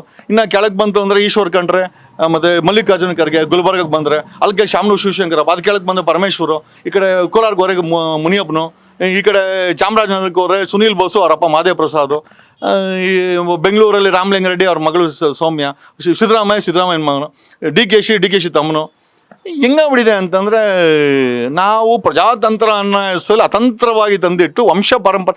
ಅಫ್ಕೋರ್ಸ್ ಕುಮಾರಸ್ವಾಮಿ ಈ ಕಡೆ ಏನೋ ಬೆಂಗಳೂರಿಂದ ರಾಮನಗರದಿಂದ ಮೈಸೂರು ಗಂಟೆ ಕುಮಾರಸ್ವಾಮಿ GPA ಮಾಡ್ಕೊಂಬಿಟ್ಟವ್ರೆ. ಹಾಸನ್ಗೆ ಹೋದ್ರೆ ರೇವಣ್ GPA. ಮೇಡಮ್ ಎಲ್ಲಿ ಉಳಿಸಿದ್ದೀರಾ ನೀವು? ಉತ್ತರ ಕನ್ನಡ ಹೋದ್ರೆ ಅಂಜಲಿ ನಿಂಬಾಳ್ಕರು, ಅವ್ರ ಗಂಡ ಇಲ್ಲಿ DGP ಇಂಟೆಲಿಜೆನ್ಸಿ. ನೋಡಿ ಹೆಂಗಿದೆ. ಮೊನ್ನೆ ಅವ್ರಿಗೆ ಪ್ರೆಸಿಡೆಂಟ್ ಮೆಡಲ್ ಕೂಡ ಕೊಟ್ಟವ್ರೆ ನೋಡಿ. ಹೆಂಡತಿ ಅಲ್ಲಿ ಪೊಲಿಟಿಷಿಯನ್, ಗಂಡ ಅಲ್ಲಿ ಡೈರೆಕ್ಟರ್ ಇಂಟೆಲಿಜೆನ್ಸ್. ಮೇಡಮ್ ಏನು ಮಾಡ್ತಾ ಇದ್ದಾರೆ ಇವರು? ಸೊ ನಮ್ಗೇನಂತಂದರೆ ಇದನ್ನು ಕೇಳೋರು ಯಾರು ಇಲ್ಲ ಮೇಡಮ್. ನಾನು 3 ತಿಂಗಳು ಒಳಗಡೆ ಇದ್ದಾಗ ನನಗೊಂದು ಒಳ್ಳೇದಾಯ್ತು ಹೊರಗಡೆ ಹೋಗಿದ್ದು ಅಂತ ಅನ್ನಿಸ್ತು. ಏನಕ್ಕೆ ಅಂತಂದರೆ ಅಟ್ಲೀಸ್ಟ್ ಇವಾಗಲಾದ್ರು ಜನ ಅರ್ಥ ಮಾಡ್ಕೊಳ್ಳಿ, ಯಾರು ಕೇಳಲಿಲ್ಲ ಅಂತ. ಸೊ ಅಲ್ಟಿಮೇಟ್ಲಿ ಮೇಡಮ್, ಪ್ರಜಾತಂತ್ರದಲ್ಲಿ 78 ವರ್ಷಗಳ ನಂತರ ನಾವೆಲ್ಲ ಪ್ರಶ್ನೆ ಮಾಡ್ಕೊಳ್ಬೇಕಾಗಿದೆ, ಎಲ್ಲಿಗೆ ಬಂತು, ಯಾರಿಗೆ ಬಂತು 47ರ ಸ್ವಾತಂತ್ರ್ಯ ಅಂತ. ಸ್ವತಂತ್ರ ಅಲ್ಲ ಮೇಡಮ್, ಇವತ್ತು ಅತಂತ್ರವಾದಂಥ ಪರಿಸ್ಥಿತಿಲಿ ಇದ್ದೀವಿ. ಯಾರು ಬಾಯ್ಬಿಟ್ಟು ಕೇಳುವಂಥ ಪರಿಸ್ಥಿತಿ ಇಲ್ಲ. ಹಂಗಾಗಿ ಈ ಪರಿಸ್ಥಿತಿನ ಬದಲಾವಣೆ ಮಾಡಬೇಕು, 2028ಗೆ ಬದಲಾವಣೆ ಮಾಡಬೇಕು ಅಂತ ಒಂದು ಪ್ರಯತ್ನ ಮಾಡ್ತಾ ಇದ್ದೀವಿ. ಒಂದಷ್ಟು ಅಡ್ಡ ಗೋಡೆಗಳು, ಒಂದಷ್ಟು ಆರೋಪಗಳು, ಒಂದಷ್ಟು ನನ್ನ ಮೇಲೆ ಸುಳ್ಳು ಆರೋಪಗಳು. ಸೊ ನಾನು ಅದಕ್ಕೆ ಎಷ್ಟೋ ಜನ ಹೇಳಿದ್ರು, ಸರ್ ಎಕ್ಸ್ಪ್ಲನೇಷನ್ ಕೊಡಿ. ಬೇಡ, ಜನ ಡಿಸೈಡ್ ಮಾಡ್ಕೊಳ್ಳಿ. ಜನರ ಮನಸ್ಸಲ್ಲಿ ನಾವು ಇದ್ದರೆ ಓಕೆ, ಬೇಡ ಅಂದ್ರೆ ಬೇಡ ಬಿಡಿ ಅಂತೇಳಿ. ಸರ್, ಇವಾಗ ನನಗೆ ಇನ್ನೊಂದು ಪ್ರಶ್ನೆ ಬಂತು ನೀವು ಮಾತಾಡಿದ್ದೆಲ್ಲ ಕೇಳಿಸ್ಕೊಂಡು. ಅಂದರೆ ರಾಜಕೀಯದಲ್ಲಿ ಲಾಯರ್ ಜಗದೀಶ್ ಅವರು ಸಕ್ರಿಯರಾಗ್ತಾರೆ ಅಂತ ಏನಾದರೂ ಈ ರೀತಿ ತಂತ್ರಗಳನ್ನು ಮಾಡಿರಬಹುದಾ, ಕುತಂತ್ರಗಳನ್ನ? ಮೇಡಮ್, ರಾಜಕೀಯ ಅನ್ನೋದು ಮಲ್ಲಿಕಾರ್ಜುನ್ ಖರ್ಗೆನೋ ಅಥವಾ ಸಿದ್ದರಾಮಯ್ಯನ ಮಗನೋ ಅಥವಾ ಯಡಿಯೂರಪ್ಪನ ಮಗನೋ, ಈಶ್ವರಪ್ಪನ ಮಗನೋ, ದೇವೇಗೌಡರು ಫ್ಯಾಮಿಲಿಗೋ ಅಥವಾ ಈ ಕಡೆ ಜಾರಕಿಹೊಳಿ ಫ್ಯಾಮಿಲಿಗೋ ಅಥವಾ ಈ ರೀತಿ ವಂಶ ಪಾರಂಪರವಾಗಿ ಇವ್ರುಗಳು ಒಂದು ಪಕ್ಷವನ್ನು ಇಟ್ಕೊಂಡು ಆ ಪಕ್ಷದಲ್ಲಿ ಒಂದು ವಿರೋಧ ಪಕ್ಷ, ಒಂದು ಆಡಳಿತ ಪಕ್ಷ ಅಂತ ಮಾಡಿಕೊಂಡು, ನೀನು 40 ಮಾಡಿದ್ರೆ ನಾನು 40 ಮಾಡ್ತೀನಿ ಅಂತಂದರೆ ಅದಕ್ಕೊಂದು ವಿರೋಧ ಮಾಡ್ಕೊಂಡು ನೀನು ನೆಕ್ಸ್ಟ್ ನಾವು ಅದನ್ನೇ ಜನಕೃಷಿ ಅಂತ ಯಾತ್ರೆ ಮಾಡ್ಕೊಂಡು ನೆಕ್ಸ್ಟ್ ನಾವು ಬರ್ತೀವಿ. ಜನಗಳಿಗೆ ಯಾವುದು ಕೂಡ ಆಪ್ಷನ್ ಇಟ್ಟಿಲ್ಲ ಮೇಡಮ್. ಇವತ್ತಿನ ಪರಿಸ್ಥಿತಿನಲ್ಲಿ ಒಂದು ಬದಲಾವಣೆ ಬೇಕಾಗಿದೆ ಮೇಡಮ್. ಒಂದು ನಾಯಕತ್ವ ಬೇಕಾಗಿದೆ, ಒಂದು ಯುವತಿಯರ ಒಂದು ಹೊಸ ಚೈತನ್ಯ ಬೇಕಾಗಿದೆ ಮೇಡಮ್. ರಾಜಕೀಯಕ್ಕೆ ಬೇಕಾಗಿದೆ ಮೇಡಮ್. ಎಲ್ಲ ಕಡೆ ಬರೀ ಅವ್ರ ಅಪ್ಪನ ಅಧ್ಯಕ್ಷ ಮಲ್ಲಿಕಾರ್ಜುನ ಖರ್ಗೆ, ಮಗ ಮಿನಿಸ್ಟ್ರು, ಅಪ್ಪ CM, ಮಗ ಯತೀಂದ್ರ MLC, ಈ ಥರ ಆಗ್ಬಿಟ್ರೆ ಮೇಡಮ್, ಒಬ್ಬ ಪೋಸ್ಕೋ ಆರೋಪ ಇರುವಂಥ ಯಡಿಯೂರಪ್ಪ ಜನಾಕ್ರೋಶ ಯಾತ್ರೆಯಲ್ಲಿ ಮೈಕ್ ಇಟ್ಕೊಂಡು ಮಾತಾಡೋ ಮಟ್ಟಕ್ಕಿದೆ. ನಾವು ಗೋಬೆಗಳ ಥರ ನೋಡ್ತೀವಿ ಅಂತಂದರೆ ನಮಗೆ ಪ್ರಶ್ನೆ ಏನಪ್ಪ ಅಂತಂದ್ರೆ, ಕ್ರಿಮಿನಲ್ಸ್ಗೆ ಕೊಟ್ಟಿದ್ದೇವ ನಾವು ಅಧಿಕಾರ ಅಂತ. ಸೊ ಇದನ್ನು ಕಿತ್ತೋಗಬೇಕಾದಂಥ ಒಂದು ನಾಯಕತ್ವ ಬೇಕಾಗಿದೆ madam. We have seen rebels across the world.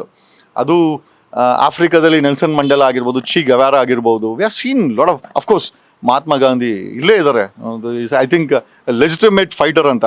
So ಇದೆಲ್ಲ ಇರಬೇಕಾದ್ರೆ ಈ 78 ವರ್ಷಗಳ ನಂತರ ಮತ್ತೊಂದು ಸ್ವತಂತ್ರ ಹೋರಾಟ ಏನಾದರೂ ಭಾರತಕ್ಕೆ, ಕರ್ನಾಟಕಕ್ಕೆ ಬಂದಿದೆಯಾ ಅನ್ನೋ ಒಂದು ಡೌಟ್ ನಮಗೂ ಕಾಡ್ತಾ ಇದೆ ಮೇಡಮ್. ಇವರೆಲ್ಲ ಕರೆಕ್ಟಾಗಿ ಆಡಳಿತ ಮಾಡಿದ್ದಿದ್ರೆ 40% ಆರೋಪ ಮಾಡಿ DK ಶಿವಕುಮಾರ, ಸಿದ್ದರಾಮಯ್ಯ, ರಾಹುಲ್ ಗಾಂಧಿ ಬಂದು ಒಂದು ಭ್ರಷ್ಟಾಚಾರ ಕಡಿಮೆ ಇರುವಂಥ ಒಂದು ಆಡಳಿತ ಕೊಟ್ಟಿದ್ರೆ ನಾವು ಯಾರು ಕೇಳ್ತಾ ಇರಲಿಲ್ಲ ಮೇಡಮ್. DK ಶಿವಕುಮಾರ್ ಅಲ್ಲಿ ಡೈಲಾಗ್ ಹೊಡೆದು ಇಲ್ಲಿ ಬಂದು 50% ಆರೋಪ ತಗೊಂಡಿದ್ದಾರೆ. There is return complaint against the deputy CM that ಅವರು ಕಮಿಷನ್ 40% ಹೆಚ್ಚು ಕಮಿಷನ್ ತಗೊಂಡಿದ್ದಾರೆ ಅಂತ ಆರೋಪ ಇದೆ. ಬೆಂಗಳೂರಿನ 2.5 ವರ್ಷ ಇನ್ಚಾರ್ಜು ಮೇಡಮ್. ಕಡಿಮೆ ಒಂದು 3 ಲಕ್ಷ ಕೋಟಿ ಬಂಡವಾಳ ಹಾಕಿರ್ಬೋದು ಬೆಂಗಳೂರು ಮೇಲೆ. 50% ಅನ್ಕೊಂಡ್ರು ಕೂಡ 1.5 ಲಕ್ಷ ಕೋಟಿ ಏನಾದರೂ DK ಶಿವಕುಮಾರ್ ಜೇಬ್ಗೆ ಹೋಯ್ತಾ ಆ ಕಂಪ್ಲೇಂಟ್ ಪ್ರಕಾರ ತಗೊಂಡಿದ್ದಾರೆ. ಆಮೇಲೆ ಇಷ್ಟೆಲ್ಲ ಮಾತಾಡೋ ಸಿದ್ದರಾಮಯ್ಯ, ನನ್ನ ಮೇಲೆ ಒಂದು ಸಣ್ಣ ಚುಕ್ಕೆ ಇಲ್ಲ ಅಂತ ಹೇಳೋವಂಥ ಸಿದ್ದರಾಮಯ್ಯ DK ಶಿವಕುಮಾರ್ ಮೇಲೆ return complaint from Karnataka contract association ಬಂದರೆ ಮೇಡಮ್ CBI ತನಿಖೆ ಕೊಡ್ಬೇಕು ತಾನೆ, ನೈತಿಕತೆ ಇದ್ದರೆ. ನೈತಿಕತೆ ಇಲ್ಲದಂಥ ಸಿದ್ದರಾಮಯ್ಯನ ಅಥವಾ ನಮ್ಮನ್ನೇನಾದರೂ ಐ ಥಿಂಕ್ ನಾವು ಬರೆದಂಥವ್ರು ಅಥವಾ ಸಂವಿಧಾನ ಗೊತ್ತಿಲ್ಲದಂಥ ವ್ಯಕ್ತಿಗಳಂತ ಏನಾದರೂ 6 ಕೋಟಿ ಜನರನ್ನು ಅನ್ಕೊಂಡಿದ್ದಾನೆ Siddaramaiah. That is the biggest question madam. ಆಮೇಲೆ ಇವತ್ತು ಅವರು ಮನೆ ನೋಡಿದೆ, ವೀಲ್ ಚೇರಲ್ಲಿ ಓಡಾಡ್ತಾ ಇದ್ರು.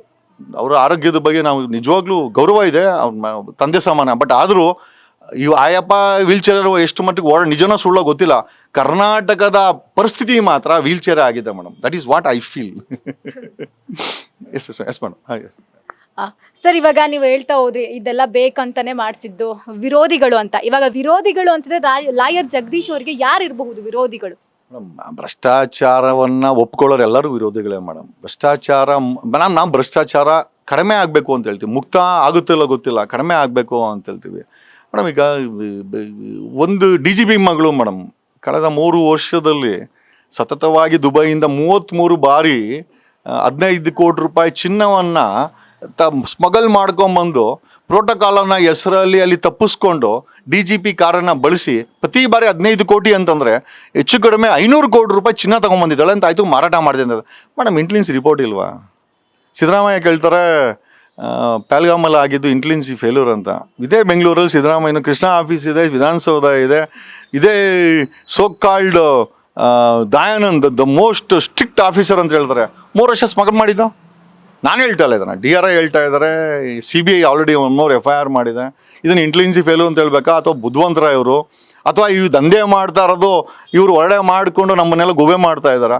ಸೊ ಯಾವ ರೀತಿ ಈ ಚಿನ್ನ ಸ್ಮಗಲ್ ಒಂದು ಸಿಗಾಕೊಳ್ತು, ಅದೇ ರೀತಿ ಮೇಡಮ್ ಇಲ್ಲಿ ಒಡಿಕೊಲ್ ಡ್ರಗ್ ಮಾಫಿಯಾ ತುಂಬ ದೊಡ್ಡ ಮಟ್ಟಕ್ಕೆ ಎಸ್ಟಾಬ್ಲಿಷ್ಮೆಂಟ್ ಆಗಿದೆ. 2010 ಆದಮೇಲೆ 15 ವರ್ಷದಲ್ಲಿ ಡ್ರಗ್ಗಳು ಅನ್ನೋದು ನಾರ್ಕೋಟಿಕ್ಸ್ ಡ್ರಗ್ಸ್, ಬ್ಯಾನ್ ಡ್ರಗ್ಸ್ ಏನಿದೆ ಲೈಕ್ ಗಾಂಜಾ,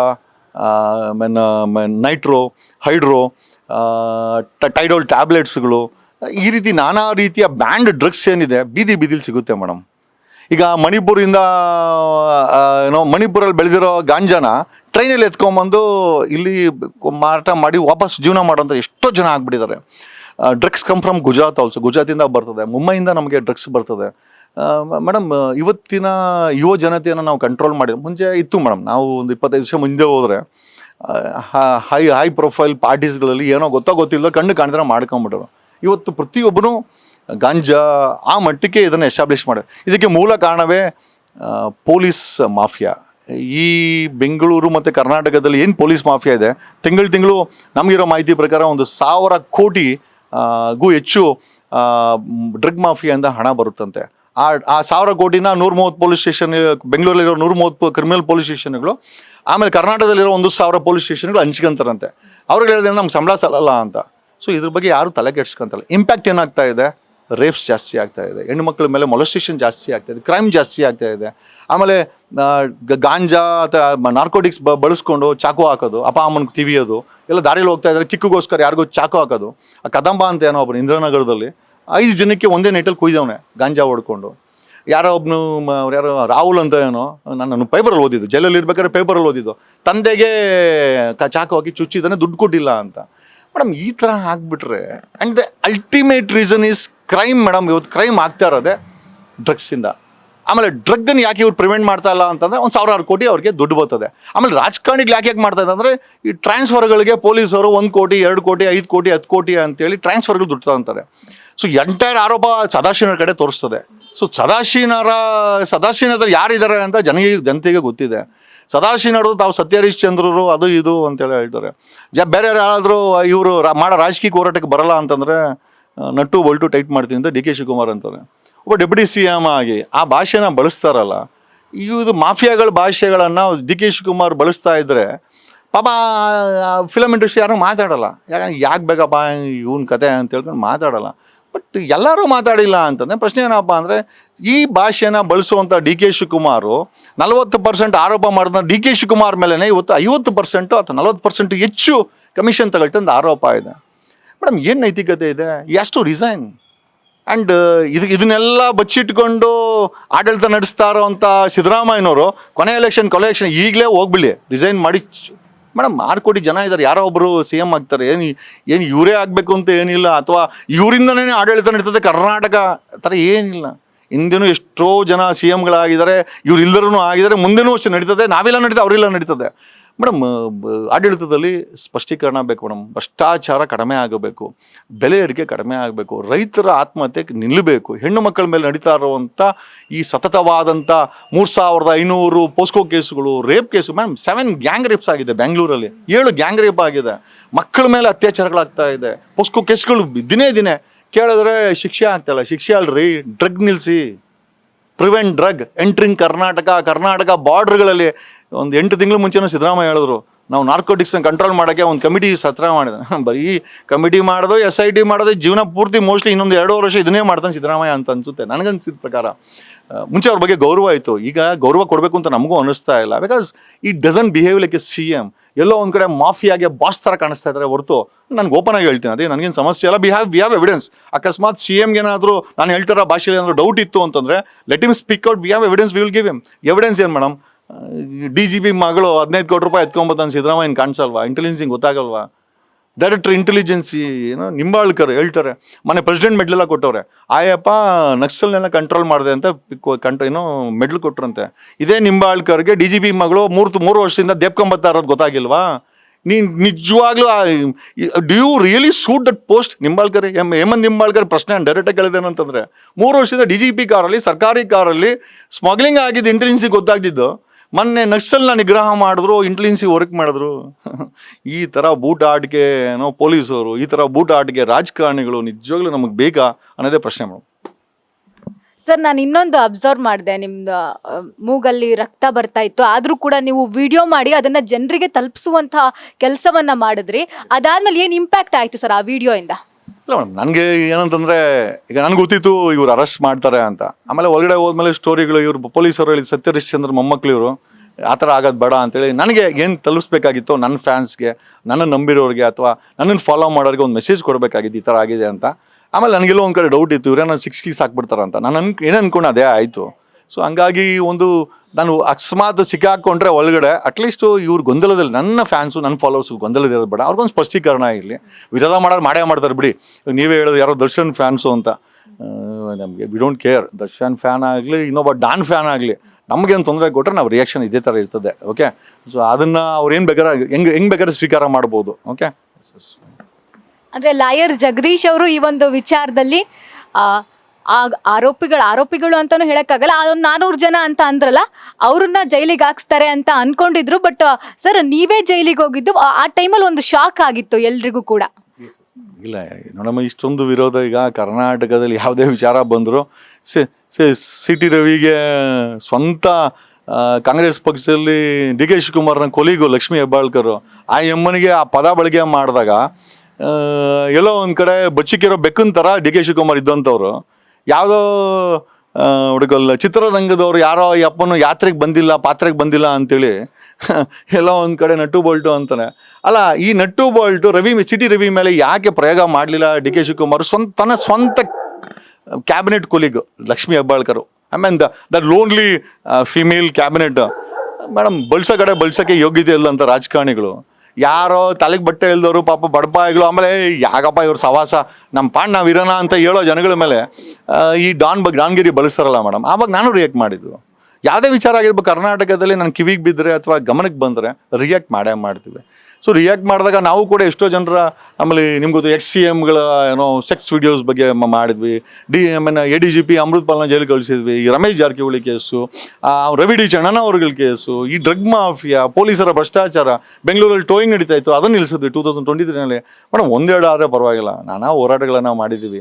ಯಾರ್ಯಾರ ಕಣ್ಣಿಗೆ ನಾವು ಕೆಂಪಾಗಿದ್ದೀವೋ ಗೊತ್ತಿಲ್ಲ, ಯಾರ್ಯಾರು ಕೈ ಹಾಕಿ ಮಾಡೋದು ಗೊತ್ತಿಲ್ಲ. ಬಟ್ ಅಲ್ಟಿಮೇಟಾಗಿ ಟ್ರೈ ಅಂತೂ ಮಾಡಿದ್ರು ನಮ್ಮನ್ನು ಬಗ್ಸೋಕ್ಕೆ, ಬಾಯಿನ ಒಲಿಯೋಕ್ಕೆ. ಗೊತ್ತಿಲ್ಲ ಸಕ್ಸಸ್ಫುಲ್ ಆಗಿದಾರೋ ಇಲ್ಲ ಅಂತ. ಸರ್, ಇವಾಗ ಜೈಲಿಗೆ ಹೋಗಿ ಬಂದಂಥವ್ರನ್ನ ನೋಡೋ ಒಂದು ದೃಷ್ಟಿಕೋನ ಚೇಂಜ್ ಇರುತ್ತೆ. ಏನೋ ಒಂದು ಅವರು ನಿರಪರಾಧಿ ಅಂತ ಸಾಬೀತಾದ್ರೂ ಕೂಡ ಏನೋ ಒಂದು ಕ್ರಿಮಿನಲ್ ಕೇಸ್ ಹೋಗಿ ಬಂದಿದ್ದಾರೆ ಏನೋ ಆ ರೀತಿ ನೋಡ್ತಾರೆ. ಸರ್, ಇವಾಗ ನಿಮ್ಮನ್ನು ಯಾವ ರೀತಿ ಟ್ರೀಟ್ ಮಾಡ್ತಾ ಇದ್ದಾರೆ ಅಂತ? ನಾನು ಯಾರು madam, I don't care for anything. ಯಾಕಂದರೆ 3 ಬಿಟ್ಟವ್ರು ರಾಜಕೀಯಕ್ಕೆ ಅಂತಾರೆ, ನಾನು 4 ಬಿಟ್ಟಿದ್ದೀನಿ. ತಪ್ಪೇನಿಲ್ವಲ್ಲ. ಯಾಕಂದರೆ ರಾಜಕಾರಣಿಗಳು ನಮ್ಗೆ ಹೇಳ್ಕೊಟ್ರ ಪಾಠ. ಭಾಷಣದಲ್ಲಿ 40% ಅಂತ ಸುಳ್ಳು ಹೇಳಿ ಇವರೇ 50% ಆರೋಪ ಮಾಡ್ಕೊಂಡಾಗ ಆರಾಮಾಗಿ ಆಡಳಿತನೇ ಮಾಡ್ತಾರೆ. ಡಿ.ಕೆ. ಶಿವಕುಮಾರ್ ಮೇಲೆ ಆರೋಪ ಇದೆ, ಆರಾಮಾಗಿ ಡೆಪ್ಯೂಟಿ ಸಿ ಮುಂದೆ ಇರ್ತಲ್ಲ, ಅಂಥವ್ರಿಗೆ ಏನೂ ಬೇಜಾರಿಲ್ಲ ಅಂದಮೇಲೆ ಮೇಡಮ್, ನಾನಂತೂ ಯಾವುದು ಪರ್ಸೆಂಟೇಜ್ ತಗೊಂಡಿಲ್ಲ. ನಾನು ಯಾವುದೋ ಸರ್ಕಾರಿ ಭೂಮಿಗಳನ್ನ ಮಾರಿಲ್ಲ. ಸರ್ಕಾರ ಕೊಟ್ಟರೆ ಗನ್ಮೆನ್ಗಳು ಇಟ್ಕೊಂಡು ನಾನು ಯಾವುದು ಸೆಟ್ಲ್ಮೆಂಟ್ಗಳು ಮಾಡ್ಕೊಂಡು ದುಡ್ಡು ಮಾಡ್ಕೊಂಡಿಲ್ಲ.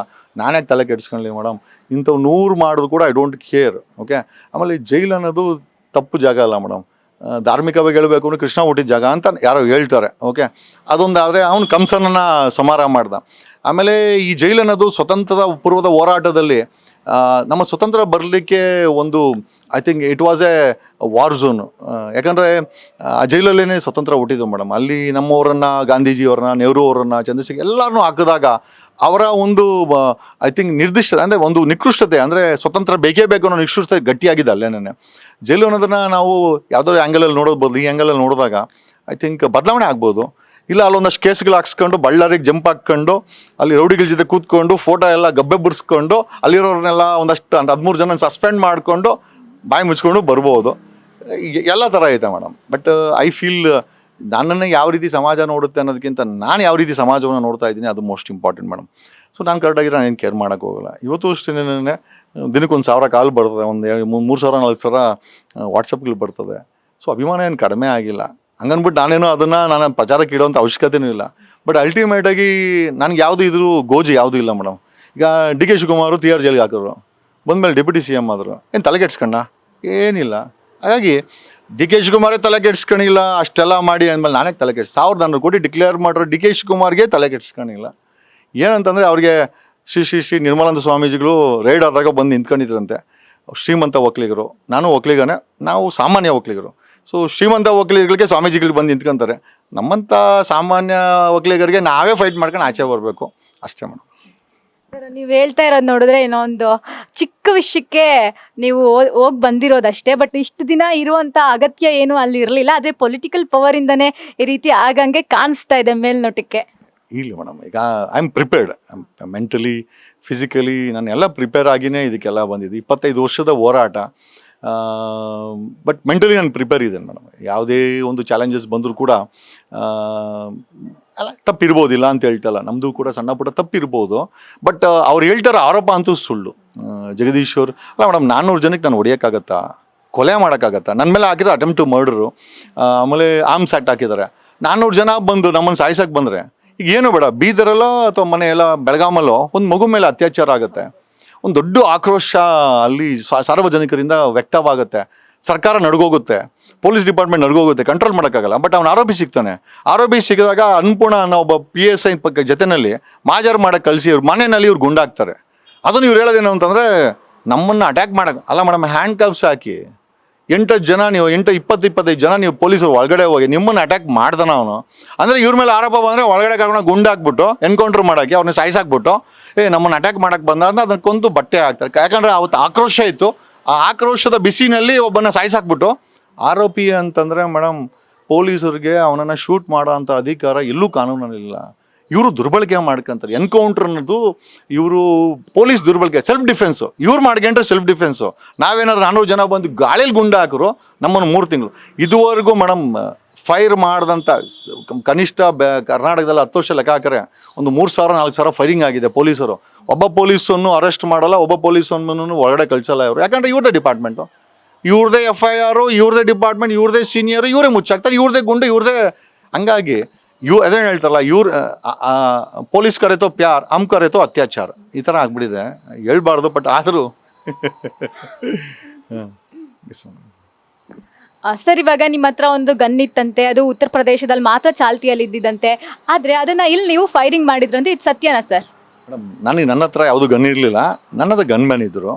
ಹ್ಯಾಡೆ ಆಲ್ ಓವರ್ ಇಂಡಿಯಾ ಲೈಸೆನ್ಸ್ ಇತ್ತು. ಈಗ ಸುಳ್ಳು ಪ್ರಚಾರಗಳನ್ನ ಹೇಳೋರು ನಾವು ಏನು ಹೇಳೋಕ್ಕಾಗುತ್ತೆ ಮೇಡಮ್. ಆಮೇಲೆ ಒಬ್ಬ ಲಾಯರ್ ಆಗಿ, ಒಬ್ಬ ಅಡ್ವೊಕೇಟ್ ಆಗಿ ಲೈಸೆನ್ಸ್ ಇಲ್ದಿರ ಗನ್ಮ್ಯಾನ್ ಇಟ್ಕೊಂಡ್ರೆ ಅಪರಾಧ ಅಂತ ಕನಿಷ್ಠ ಮಾಹಿತಿ ಅಂತೂ ನನಗಂತೂ ಇದೆ.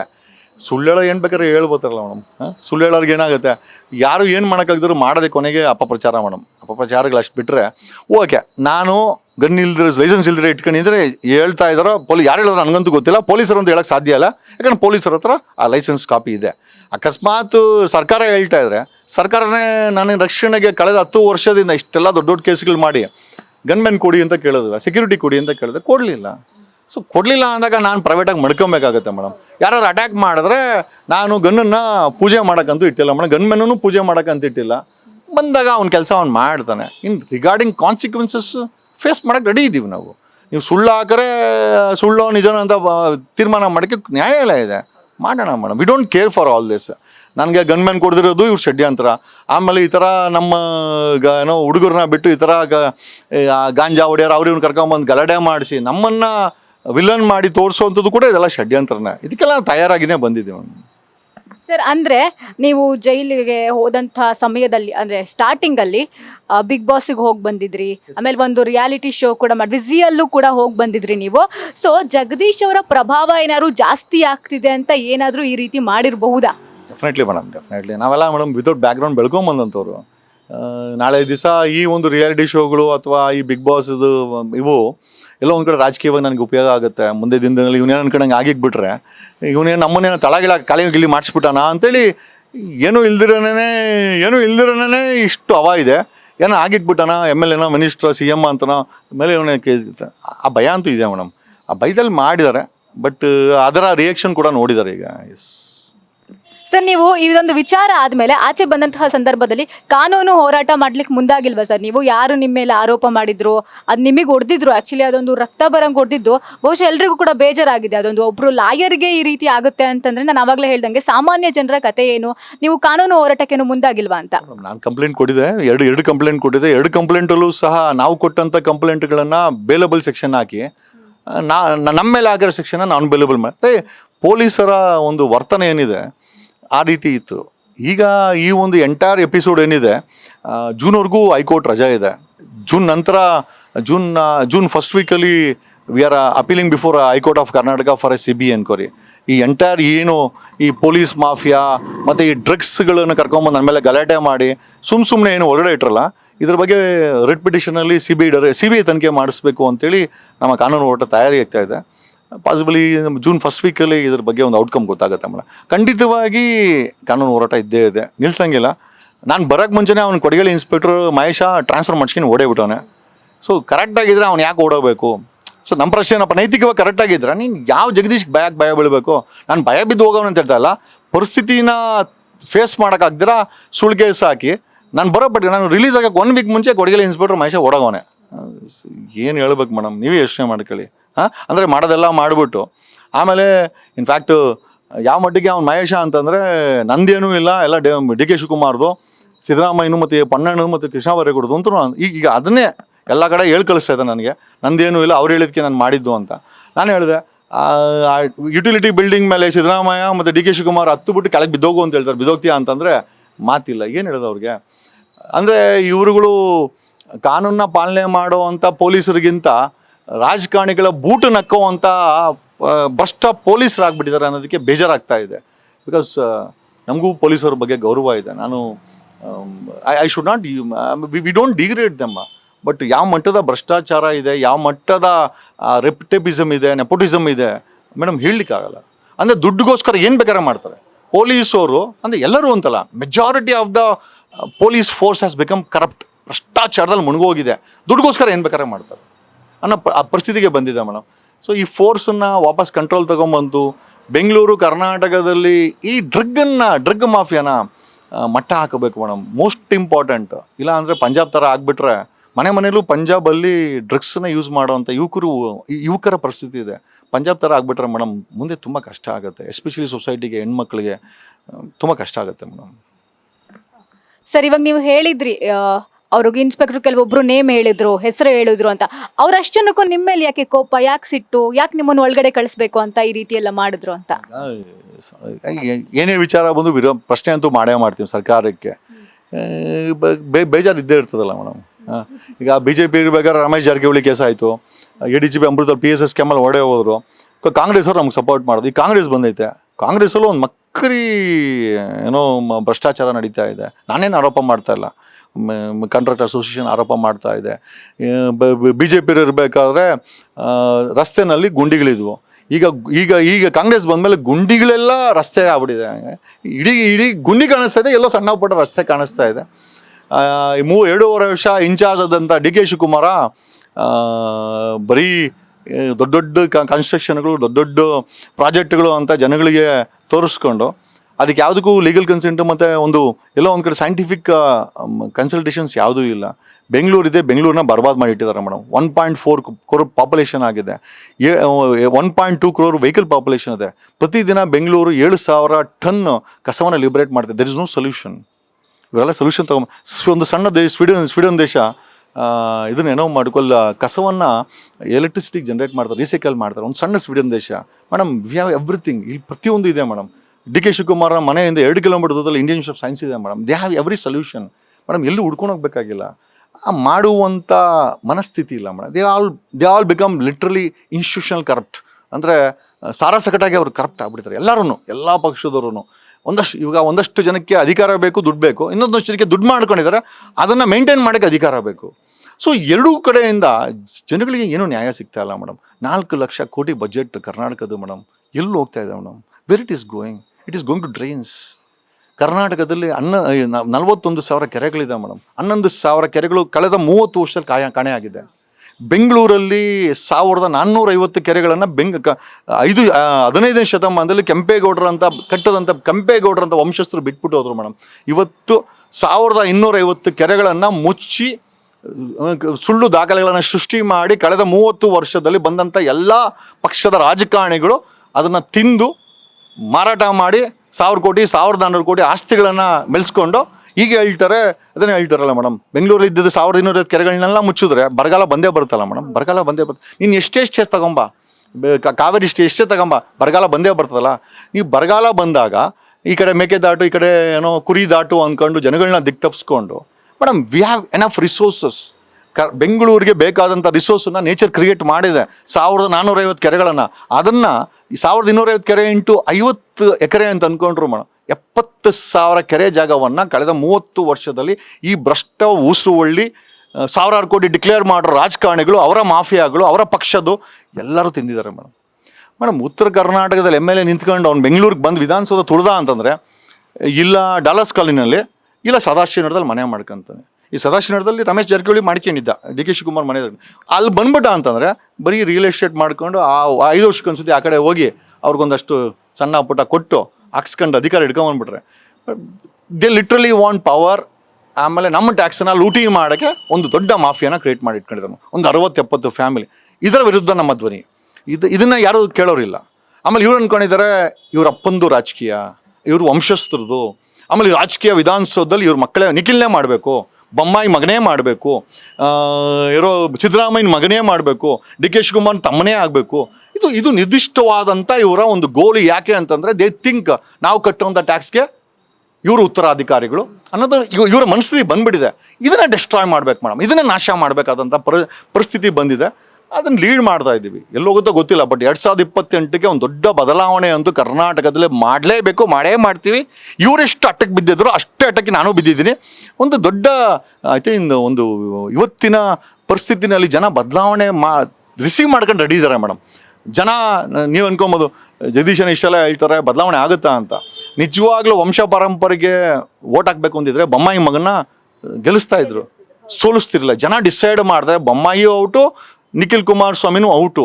ಸೊ ಜನ ರೆಡಿ ಇದ್ದಾರೆ ಮೇಡಮ್. ನಾಯಕತ್ವ ಬೇಕಾಗಿದೆ. 2028ಕ್ಕೆ ಒಂದು ನಂಬಿಕೆ ಅಂತ ನಾಯಕತ್ವ ಬೇಕಾಗಿದೆ. ಕಾರಣ ಯಾಕೆ ಅಂತಂದರೆ ಜನಗಳಿಗೊಂದು ಜಗದೀಶ ಅಥವಾ ಇನ್ನೊಬ್ಬ ಯಾರೋ ಮಾಡ್ತಾನ, ಇವ್ನು ನಮ್ಮನ್ನು 5 ವರ್ಷದಲ್ಲಿ ಇರೋ ಸಾಲನ 7.5 ಲಕ್ಷ ಕೋಟಿ ಕರ್ನಾಟಕದ ಸಾಲ ಇದೆ, ಕಡಿಮೆ ಮಾಡ್ತಾನ, ಬೆಳೆಯವರಿಗೆ ಕಡಿಮೆ ಮಾಡ್ತಾನ, ರೈತರ ಆತ್ಮಹತ್ಯೆನ ಕಡಿಮೆ ಮಾಡ್ತಾನ, 41,000 ಕೆರೆಗಳಿದೆ ಉಳೆತ್ತರ, ಗ್ರೌಂಡ್ ಟೇಬಲ್ ಮೇಲಕ್ಕೆ ಬರ್ತದ. ಭಾರತದಲ್ಲಿ ಎಲ್ಲ ಕಡೆ ನೀವು ಏನೋ ಸೋಲಾರ್ ಪ್ಲಾಂಟ್ಗಳು ಹಾಕೊಂಬರ್ತಾಯಿದ್ರ, 10 ಲಕ್ಷ ಬೋರ್ವೆಲ್ಸ್ ಇದೆಯಂತೆ. ಅಟ್ಲೀಸ್ಟ್ ಕನಿಷ್ಠ ಇಂಡಿಪೆಂಡೆಂಟ್ ಆಗಿ ಅವ್ರಿಗೆ ಸೋಲಾರ್ ಪ್ಯಾನೆಲ್ಸ್ ಹಾಕಿ ಆ ಬೋರ್ವೆಲ್ಗಳಿಗೆ ನಾವು ಇಂಡಿಪೆಂಡೆಂಟ್ ಪವರನ್ನು ಕೊಟ್ಬಿಟ್ರೆ ಮೇಡಮ್, ಈ ಕರ್ನಾಟಕ ರಾಜ್ಯವನ್ನು ಪುಕ್ಸಟ್ಟೆ ಊಟ ಹಾಕ್ತಾರೆ ಮೇಡಮ್. ನಮ್ಮ ರೈತರು ಯಾರೂ ನೇಣು ಹಾಕೋಣಲ್ಲ, ಅವ್ರ ಬಗ್ಗೆ ಆ ಕಾಳಜಿನೇ ಇಲ್ಲ. ಇರೋಬರ ಕೃಷಿ ಮಾಡೋ ಜಮೀನೆಲ್ಲ KIDB ಅಕವರ್ ಮಾಡ್ಕೊಳ್ತಾರೆ. ಇವರು ಅಲ್ಲಿ ರಿಯಲ್ ಎಸ್ಟೇಟ್ ನಡೆಸ್ತಾರೆ. ಇವತ್ತು ಬೆಂಗಳೂರನ್ನು ನಾಶ ಮಾಡಿದ್ದಾಯಿತು. ಗ್ರೇಟರ್ ಬೆಂಗಳೂರನ್ನ ಕಾನ್ಸೆಪ್ಟನ್ನು ತಗೊಂಬಂದಿರೋದು DK ಶಿವಕುಮಾರ. ಮಾಡ್ತಾ ಇರೋದೇ ಅವ್ರ ಸುತ್ತಮುತ್ತ ಇರೋ ಮಾಫಿಯಾ ಇದೆಯಲ್ಲ, ಈ ಏನೋ ರಿಯಲ್ ಎಸ್ಟೇಟ್ ಮಾಫಿಯಾ. ಆ ರಿಯಲ್ ಎಸ್ಟೇಟ್ ಮಾಫಿಯಾಗೆ ಈ ಕಡೆ ರಾಮನಗರ ಒಂದಷ್ಟು, ಈ ಕಡೆ ಆನೇಕಲ್ ಒಂದಷ್ಟು, ಈ ಕಡೆ ದೊಡ್ಡಬಳ್ಳಾಪುರ, ನೆಲಮಂಗಲ, ಇವುಗಳನ್ನೆಲ್ಲ ಸೇರಿಸ್ಕೊಂಡು ಗ್ರೇಟರ್ ಬೆಂಗಳೂರು ಅಂತ ಮಾಡಿ ಆಲ್ರೆಡಿ ಬೆಂಗಳೂರನ್ನ ನಾಶ ಮಾಡಿ ಇಟ್ಟಿದ್ದಾರೆ. There is only 2% of greenery left. As per the national green tribunal 33% greenery ಇರಬೇಕು ಮೇಡಮ್. ಬೆಂಗಳೂರಲ್ಲಿ ಉಳಿದಿರೋದೇ 2%. ಮಿಕ್ಕಿದನ್ನೆಲ್ಲ ನಾಶ ಮಾಡಿ ತಿಂದು ಆಸ್ತಿಗಳನ್ನೆಲ್ಲ ಏರ್ಸ್ಕೊಂಡು ನಟ್ಟು ಬೋಲ್ಟು ಅಂತ ಮಾತಾಡಿಕೊಂಡು ಧಮಕಿಗಳು ಹಾಕ್ಕೊಂಡು ಮಾಫಿಯಾಗಳ ಥರ ಆಗ್ಬಿಟ್ಟಿದ್ದಾರೆ. We need a change madam. ಯಾರಪ್ಪಂದು ಆಸ್ತಿ ಅಂತೂ ಅಲ್ಲ. ಆಮೇಲೆ ಯಾರಪ್ಪನ ಆಸ್ತಿ ನಾವು ಕೇಳ್ತಾ ಇಲ್ಲ. ದೇಶದ ಸಂವಿಧಾನ ಕೊಟ್ಟಿರುವಂಥ ವ್ಯವಸ್ಥೆಯಲ್ಲಿ ನಾವು ಕೂಡ ಇವತ್ತು ರಾಷ್ಟ್ರಪತಿ ಏನೋ ಆದಿವಾಸಿ ಹೆಣ್ಮಕ್ಳು, T.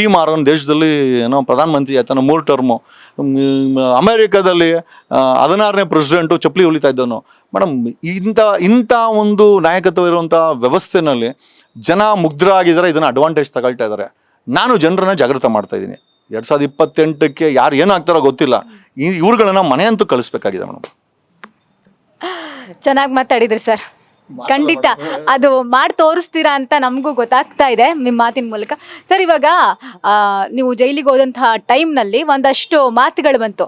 ಒಬ್ರು ವಕೀಲರಾಗಿ ತಮ್ಮನ್ನ ತಾವು ರಕ್ಷಣೆ ಮಾಡ್ಕೊಳ್ಳೋಕ್ಕಾಗಲಿಲ್ಲ, ಇನ್ನು ಜನರನ್ನ ಹೇಗೆ ರಕ್ಷಣೆ ಮಾಡ್ತಾರೆ, ಜನಸಾಮಾನ್ಯರಿಗೆ ಹೇಗೆ ನ್ಯಾಯ ಕೊಡ್ತಾರೆ ಅಂತ ಏನು ಹೇಳ್ತೀರಾ ಸರ್ ಇದಕ್ಕೆ? ಕರ್ನಾಟಕದಲ್ಲಿರೋ ಸಮಸ್ಯೆಗೆಲ್ಲ ನಾನೇನು GP ಹೋಲ್ಡರ್ ಅಲ್ಲ ಮೇಡಮ್. ಏನೋ ಜನಗಳ ಪರವಾಗಿ ಮಾತಾಡ್ತೀವಿ, ಆಯಿತು ಸರಿ, ನನ್ನನ್ನು ನಾನೇ ರಕ್ಷಣೆ ಮಾಡ್ಕೊಳ್ಳಿ. ಯಾರು ಬಂದು ಜೈಲಿಗೆ ನಮ್ಮನ್ನು ಬಿಡಿಸ್ಕೊಂಬರೋಕ್ಕೆ? ನಾನೇ ಬಿಡಿಸ್ಕೊಂಬಂದಿದ್ದಲ್ಲ. ನಾನೇನು ಡಿ ಕೆ ಶಿವಕುಮಾರ್ ಥರ 15 ದಿವಸ ಆದಮೇಲೆ ಸ್ಟ್ರೆಚ್ಚರಲ್ಲಿ ಮಲ್ಕೊಂಡು ಮೈಗುಷರಲ್ಲ ಅಂತೇಳಿ ತಿಹಾರ್ ಜೈಲಿ ಅಂತದ್ದು ಹೊರಗಡೆ ಅಂತೂ ಬಂದಿಲ್ಲ. ನನಗೇನು ಕಣ್ಣೀರು ಹಾಕೋಂಥ ಅವಶ್ಯಕತೆ ಇಲ್ಲ ಅಲ್ವಾ? ಆ ಥರ ಡಿಂಗ್ಡಾಂಗ್ ಮಾಡೋ ರಾಜಕಾರಣಿಗಳು ಎಷ್ಟೇ ಮಾಡಬೇಕು ಮೇಡಮ್. ಆಮೇಲೆ ವಕೀಲರಾಗಿ ಮೇಡಮ್ ನಾನೇನು ಪ್ರೆಸಿಡೆಂಟ್ ಆಫ್ ಇಂಡಿಯಾನಾ, ಅಥವಾ ನಾನೇನು ಪ್ರೈಮ್ ಮಿನಿಸ್ಟರ್ ಆಫ್ ಇಂಡಿಯಾನಾ, ಅಥವಾ ನಾನೇನು ಮಿನಿಸ್ಟ್ರಾ, MLA ಹೋಗ್ಲಿ ಗ್ರಾಮ ಪಂಚಾಯತಿ ಮೆಂಬರಾ? ಏನಿಲ್ಲ, ನಾನೊಬ್ಬ ಸಾಮಾನ್ಯ ಒಂದು ಧ್ವನಿ ಜೊತೆಯಲ್ಲಿ ವಕೀಲಗಿರಿ. ಅಷ್ಟು ಜನ ಕೂತ್ಕೊಂಡು ಒಂದು ಚಕ್ರವ್ಯೂಹನ ರಚನೆ ಮಾಡಿದ್ರೆ ಮೇಡಮ್ ಭೇದಿಸ್ಕೊಂಬಂದ್ವಿ. ನಾನೇನು ಯಾರೋ ಸೀನಿಯರ್ ಲಾಯರ್ನ ಇಟ್ಕೊಂಡು ಅಥವಾ CV ನಾಗೇಶ್ ಥರ ಹೈ ಪ್ರೊಫೈಲ್ ಯಾರು ಕರ್ಕೊಂಬಂದು ನಾನು ಫೈಟ್ ಮಾಡಿಸಿಲ್ಲ. ನಮಗಿರೋ ಅಂಥ ವ್ಯವಸ್ಥೆಯಲ್ಲಿ ಯಾರೋ ಸಣ್ಣ ಪುಟ್ಟ ಲಾಯರ್ನ ಇಟ್ಕೊಂಡು ನಾನೇ ವಾದ ಮಾಡಿದ್ದೀನಿ. ನನ್ನ ಮಗನ ಬೇಲ್ ಅಪ್ಲಿಕೇಶನ್ ಹಾಕಿ ನಾನೇ ವಾದ ಮಾಡಿದ್ದು ಮೇಡಮ್. ಹೇಳ್ಕೊಂಡ್ರೆ 1000 ಹೇಳ್ಕೊಂತಾರೆ ಮೇಡಮ್. ಅದನ್ನೆಲ್ಲ ಪ್ರೂವ್ ಮಾಡೋಂಥ ಅವಶ್ಯಕತೆ ನನಗಿಲ್ಲ. I don't react, I will only respond. ಸಮಯ ಬಂದಾಗ ರೆಸ್ಪಾಂಡ್ ಇರ್ತದೆ, ಅದು ತುಂಬ ಮುಟ್ಟು ನೋಡ್ಕೊಬೇಕು, ಹಂಗೆ ರೆಸ್ಪಾಂಡ್ ಇರ್ತದೆ ಮೇಡಮ್. ಮಾಡಿ ತೋರಿಸ್ತೀವಿ ನಾವು. ಸರ್, ಜೈಲಿಂದ ಬಂದ ನಂತರದಲ್ಲಿ ಜಗದೀಶ್ ಸರ್ ಸ್ವಲ್ಪ ಅವರ ಒಂದು ಸೌಂಡ್ ಕಡಿಮೆ ಆಗಿದೆ. ಮುಂಚೆ ಹುಲಿ ಥರ ಮಾತಾಡಿಕೊಂಡು ಪ್ರತಿಯೊಂದನ್ನು ಜನರಿಗೆ ತಲುಪಿಸೋ ಅಂತ ಕೆಲಸ ಮಾಡ್ತಿದ್ರು. ಇವಾಗ ಯಾಕೋ ಅಷ್ಟಾಗಿ ಮಾಡ್ತಿಲ್ಲ ಅಂತ ಹೇಳ್ತವ್ರೆ ನಿಮ್ಮ ಫ್ಯಾನ್ಸು. ಏನು ಹೇಳ್ತೀರಾ? ನಂದು ಇದು ಏನೋ ಮೊಬೈಲ್ ಸೀಸ್ ಆಗಿದೆ, ಅದರಲ್ಲಿ ಫೇಸ್ಬುಕ್ ಇದೆ. ಸೊ ಅದು ತೊಗೊಂಡ್ರೆ ಫೇಸ್ಬುಕ್ ಆ್ಯಕ್ಟಿವ್ ಮಾಡೋಕ್ಕಾಗೋದು ಇಲ್ಲ. ಆ ಥರ ಏನು ನನಗೇನು ಆ ಥರ ಅನ್ನಿಸ್ತಾ ಇಲ್ಲ. ಬಟ್ ಎಸ್, ಅಲ್ಲಿಂದ ಬಂದಮೇಲೆ ಫ್ಯಾಮಿಲಿಗೆ ಸ್ವಲ್ಪ ಸಮಯ ಕೊಡಬೇಕಾಗಿದೆ. ನಮ್ಮ ಫ್ಯಾಮಿಲಿ ಕೂಡ ದೇ ಆರ್ ಮಿಸ್ಸಿಂಗ್. ಸೊ ಇವತ್ತು ನನ್ನ ಇಷ್ಟು ಈ ಜೈಲಿಗೆ ಹೋದಿಂದ ಹೋರಾಟ ಮಾಡಿದ ನನ್ನ ಫ್ಯಾಮಿಲಿಗೆ ಏನೂ ಅದಕ್ಕೆ ಲಾಭ ಇಲ್ಲ. ಆದರೂ ಕೂಡ ನನ್ನನ್ನು ಒಳಗಡೆ ಹೋದ್ಮೇಲೆ ನೊಂದ್ಕೊಂಡು ನನ್ನನ್ನು ಹೊರಗಡೆ ಕರ್ಕೊಂಬರೋದ್ರಲ್ಲಿ ನನ್ನ ಫ್ಯಾಮಿಲಿ ತುಂಬ I think they have suffered A lot. And ನನ್ನ ಹೊರಗಡೆ ಕರ್ಕೊಂಬರೋದ್ರಲ್ಲಿ ನನ್ನ ಫ್ಯಾಮಿಲಿ ತುಂಬ ಸಪೋರ್ಟಾಗಿ ನಿಂತಿದ್ದೆ. ಹಾಗಾಗಿ ನನ್ನ ಫ್ಯಾಮಿಲಿಗೆ 10 ದಿವಸದಲ್ಲಿ ಸಮಯ ಕೊಟ್ಟಿದ್ದೀನಿ. ತದನಂತರ ನೋಡೋಣ, ಒಂದು ವಾರ ಅಷ್ಟೊತ್ತಿಗೆ ರಿಯಾಕ್ಷನ್ಸ್ ಇದ್ದೇ ಇರ್ತದೆ ಮೇಡಮ್. ಸರ್, ಮನೇಲೆಲ್ಲ ಏನಂದ್ರು ಸರ್? ನನಗೆ ಕಿರೀಟ ಇಟ್ರು ಮೇಡಮ್ ಜೈಲಿಗೆ ಹೋಗಿ ಬಂದಿದ್ದಕ್ಕೆ. ನನ್ನ ಹೆಂಡತಿ ಆರತಿ ಮಾಡೋಕ್ಕೆ ಏನು ಹೇಳ್ತಾರೆ ಮೇಡಮ್, ಬೇಜಾರು ಮಾಡ್ಕೊಂಡ್ರೆ ಎಲ್ಲರೂ. ಅದೇ ಎಲ್ಲ ಹೇಳ್ತಾರೆ, beyond every success there is a suffering ಅಂತ. ಪ್ರತಿಯೊಂದು ಐ ಥಿಂಕ್ ಅಚೀವ್ಮೆಂಟ್ ಹಿಂದ್ಗಡೆ ಒಂದಷ್ಟು ಕಣ್ಣೀರು, ಒಂದಿಷ್ಟು ನೋವು ಎಲ್ಲ ಇದ್ದೇ ಇರುತ್ತೆ. ಈಗ ನಾನು ಹೇಳ್ತಾ ಇರೋದು, ಒಬ್ಬ ಡೆಪ್ಯೂಟಿ CM ಆಗಿ ಡಿ ಕೆ ಶಿವಕುಮಾರ್ ಏನೋ ಆಸೆ ಪಡ್ತಾರಂಥ ಜಾಗಕ್ಕೆ ನಾನು ಆಸೆ ಪಡ್ತಾ ಇದ್ದೀನಿ ಇಲ್ಲಿ ಝೀರೋಲ್ಲಿ ನಿಂತ್ಕೊಂಡು. ಅವರು ಡೆಪ್ಯೂಟಿ CM ಇದ್ಕೊಂಡೇ ಅವ್ರಿಗೆ 2.5 ವರ್ಷ ಎಷ್ಟು ಚಳ್ಳಣ್ಣು ನೀರು ಕುಡಿಸಿದ್ರೆ ಗೊತ್ತಿದೆ ನಿಮಗೆ. ಸೊ ನಾವು ಝೀರೋಯಿಂದ ಹೋಗ್ತಾ ಇರೋರು. ಇದೆಲ್ಲ I think it's all expected madam, ಇದೆಲ್ಲ ಎಕ್ಸ್ಪೆಕ್ಟೆಡು.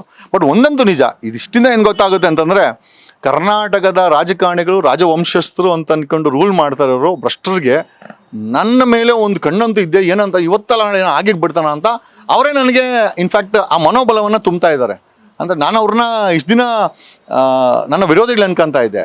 ವಿರೋಧಿಗಳು ಅನ್ಕೊಂಡೋದಕ್ಕಿಂತ ನನ್ನ ಕೆಪಾಸಿಟಿನ ಗೇಜ್ ಮಾಡೋ ಗೇಜ್ ಅಂತ ಈಗ ಅನಿಸಿದ್ರೆ ಡೆಫಿನೆಟ್ಲಿ ಅವ್ರ ರಿಯಾಕ್ಷನ್ಸ್ ಹಿಂಗಿದೆ ಅಂತಂದರೆ ಮುಂದಿನ ದಿನಗಳಲ್ಲಿ ನಾನು ಹಾಗೆ ಆಗ್ತೀನಿ ಅಂತ ಅವರ ರಿಯಾಕ್ಷನ್ಸ್ ಅನ್ನಿಸ್ತಾ ಇದೆ ಮೇಡಮ್. ಇಲ್ಲ ಜೈಲಿಗೆ ಯಾಕೆ ಹಾಕ್ತಾರೆ ಮೇಡಮ್? ನಾನೇನು ಕೊಲೆ ಮಾಡಿದ್ದೀನಿ ದರ್ಶನ್ ಥರ, ಅಥವಾ ಕೊಲೆ ಆರೋಪ ಇದೆ ನನ್ನ ಮೇಲೆ? ಎಂಥದ್ದೇನಿಲ್ಲ. ಅಥವಾ ಯಡಿಯೂರಪ್ಪನ ಥರ ಯಾವುದಾದ್ರೂ ಪೋಸ್ಕೋ ಹಾಕೊಂಡಿದೆ? ಅಂಥದ್ದಿಲ್ಲ. ಬರೋದು ಬೇಡ, ಯಾಕಂದ್ರೆ ನಾವು ಅದನ್ನೆಲ್ಲ ದೂರ ಇಟ್ಟು ಹೋರಾಟ ಮಾಡೋಂಥವ್ರು. ಸೊ ಅಂಥದ್ದಿಲ್ಲ ಅಂದರೆ ಇದಕ್ಕೆ 98 ದಿವಸ ಮಾಡಿದ್ದಾರೆ ಅಂತಂದರೆ ಇವ್ರುಗಳಿಗೆ ನಾನು ಬೆಳೆದೀನಿ ಅಂತ ಇವ್ರಿಗೆ ಕನ್ಫರ್ಮೇಷನ್ ಇದೆ ಮೇಡಮ್.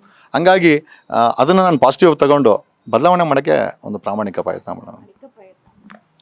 ಸರ್, ನೀವು ಜೈಲಿಗೆ ಹೋದಂತಹ ಟೈಮ್ನಲ್ಲಿ ಒಂದಷ್ಟು ನಮ್ಮ ಬಾಸ್ ಜೈಲಿಗೆ ಹೋದಾಗ ನೀವು ವಿಡಿಯೋ ಮಾಡ್ತಾ ಇದ್ರಿ, ಇವಾಗ ನೀವೇ ಜೈಲಿಗೆ ಹೋದಲ್ಲ ಅಂತ ಒಂದಷ್ಟು ಟ್ರೋಲ್ ಆಯಿತು.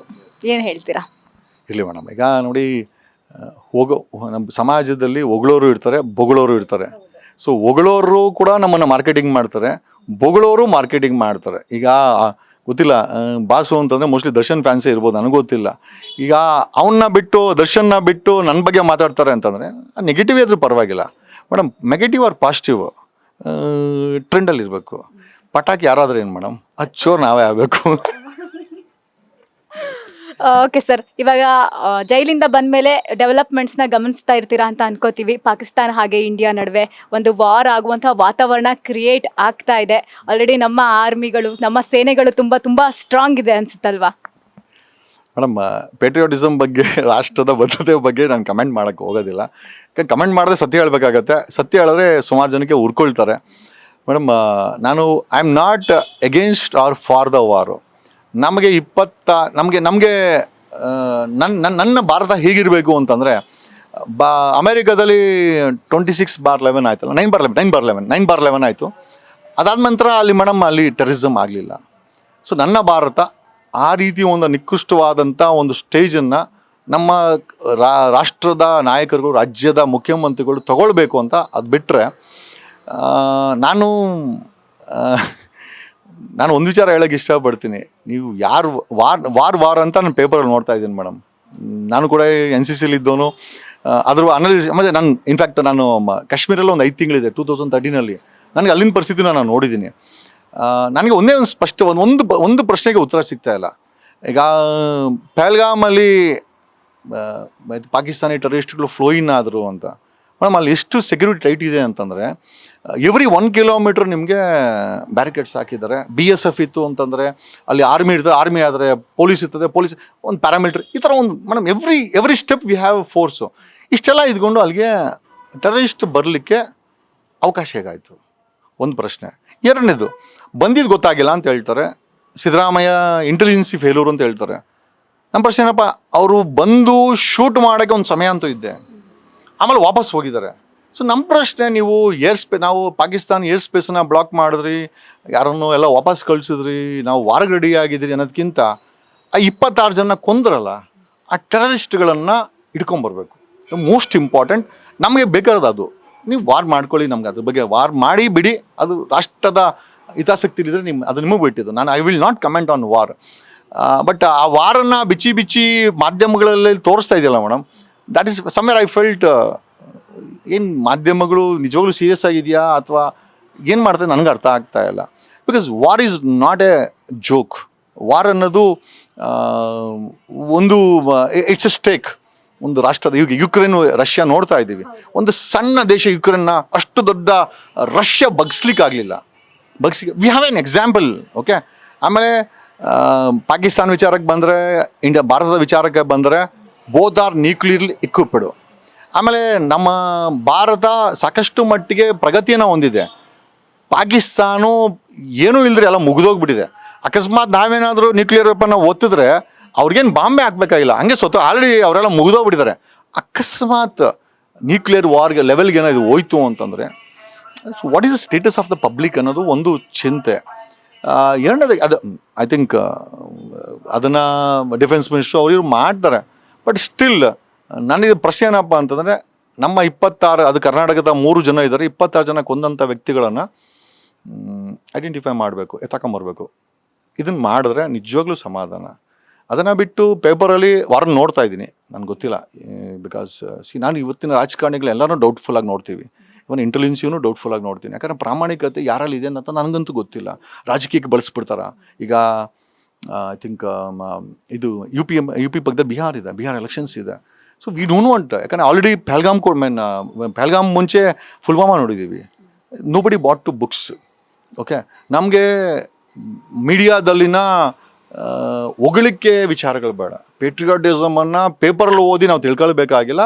ವಿ ಆಲ್ ಬಾರ್ನ್, ನಾವೆಲ್ಲ ಆ ರಕ್ತದಲ್ಲಿ ಹುಟ್ಟಿದ್ದೀವಿ. ಆ ಪೇಟ್ರಿಯಾಟಿಸಮ್ ಇಲ್ಲ ಅಂದರೆ ಯಾವುದೋ ಹೋರಾಟಕ್ಕೆ ನಮ್ಮಂತೂ ಜೈಲಿಗೆ ಹೋಗ್ತಾ ಇದ್ದಾರೆ. Even this is also patriotism, not necessary we have to take a bullet. So this also part of patriotism. ಇದನ್ನು ರಾಜಕೀಯ ದುರ್ಬಳಕೆ ಮಾಡ್ತಾ ಇದ್ದಾರೆ ಒಂದಷ್ಟು ಜನ ಅಂತ ನಮ್ಗೊಂದು ಡೌಟ್ ಇದೆ ಮೇಡಮ್. ರಾಜಕೀಯ ದುರ್ಬಳಕೆ ಆಗಬಾರ್ದು. ಆಮೇಲೆ ಏನಾಗ್ತಾ ಇದೆ ಸ್ಪಷ್ಟತೆ ಬೇಕು ನಮಗೆ. What is happening on the war front ಅಥವಾ war preparation.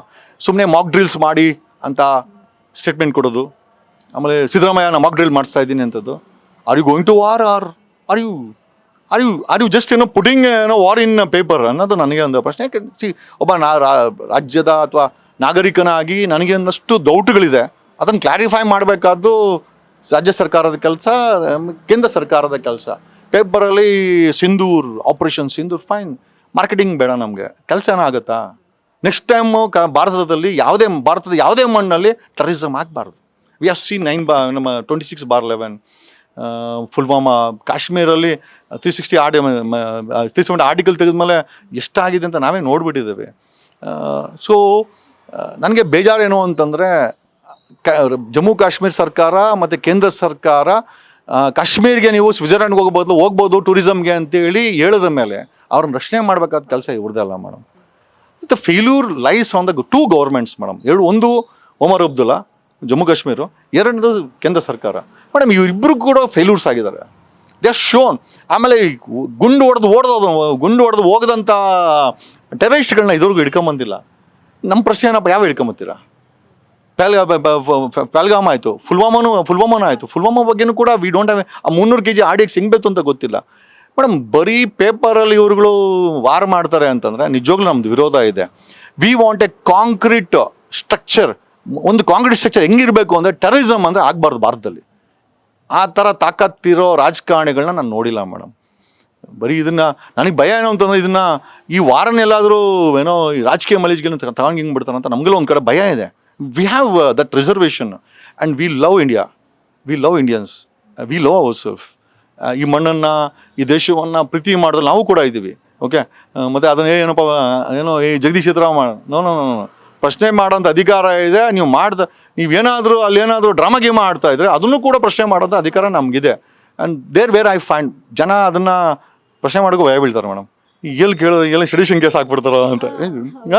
So I am asking this question and we want A specific. ನಮಗೆ ಬಣ್ಣಗಳು ಬೇಡ, ಪೇಪರಲ್ಲಿ ಬಣ್ಣಗಳು ಹೊಡೆಯೋದೆಲ್ಲ ಬೇಡ. ನಮಗೆ ಸ್ಪೆಸಿಫಿಕ್ ಆಗಿ ಒಂದು ಕಾಲಮ್ ಬರೀರಿ, what is the strength of India against Pakistan, ನಮ್ಮಲ್ಲಿ ಏನು ಪ್ರಿಪ್ರೇಷನ್ ನಡೀತಾ ಇದೆ ಅದನ್ನು ಬಿಟ್ಟು ಈ ಕ್ರೈಮ್ ಆಯ್ತಲ್ಲ 26. ಇವಾಗ ನೋಡಿ 9/11 ಆದಾಗ Osama bin Laden after 9 years ಆದರೂ ಹಿಡಿದ್ರು.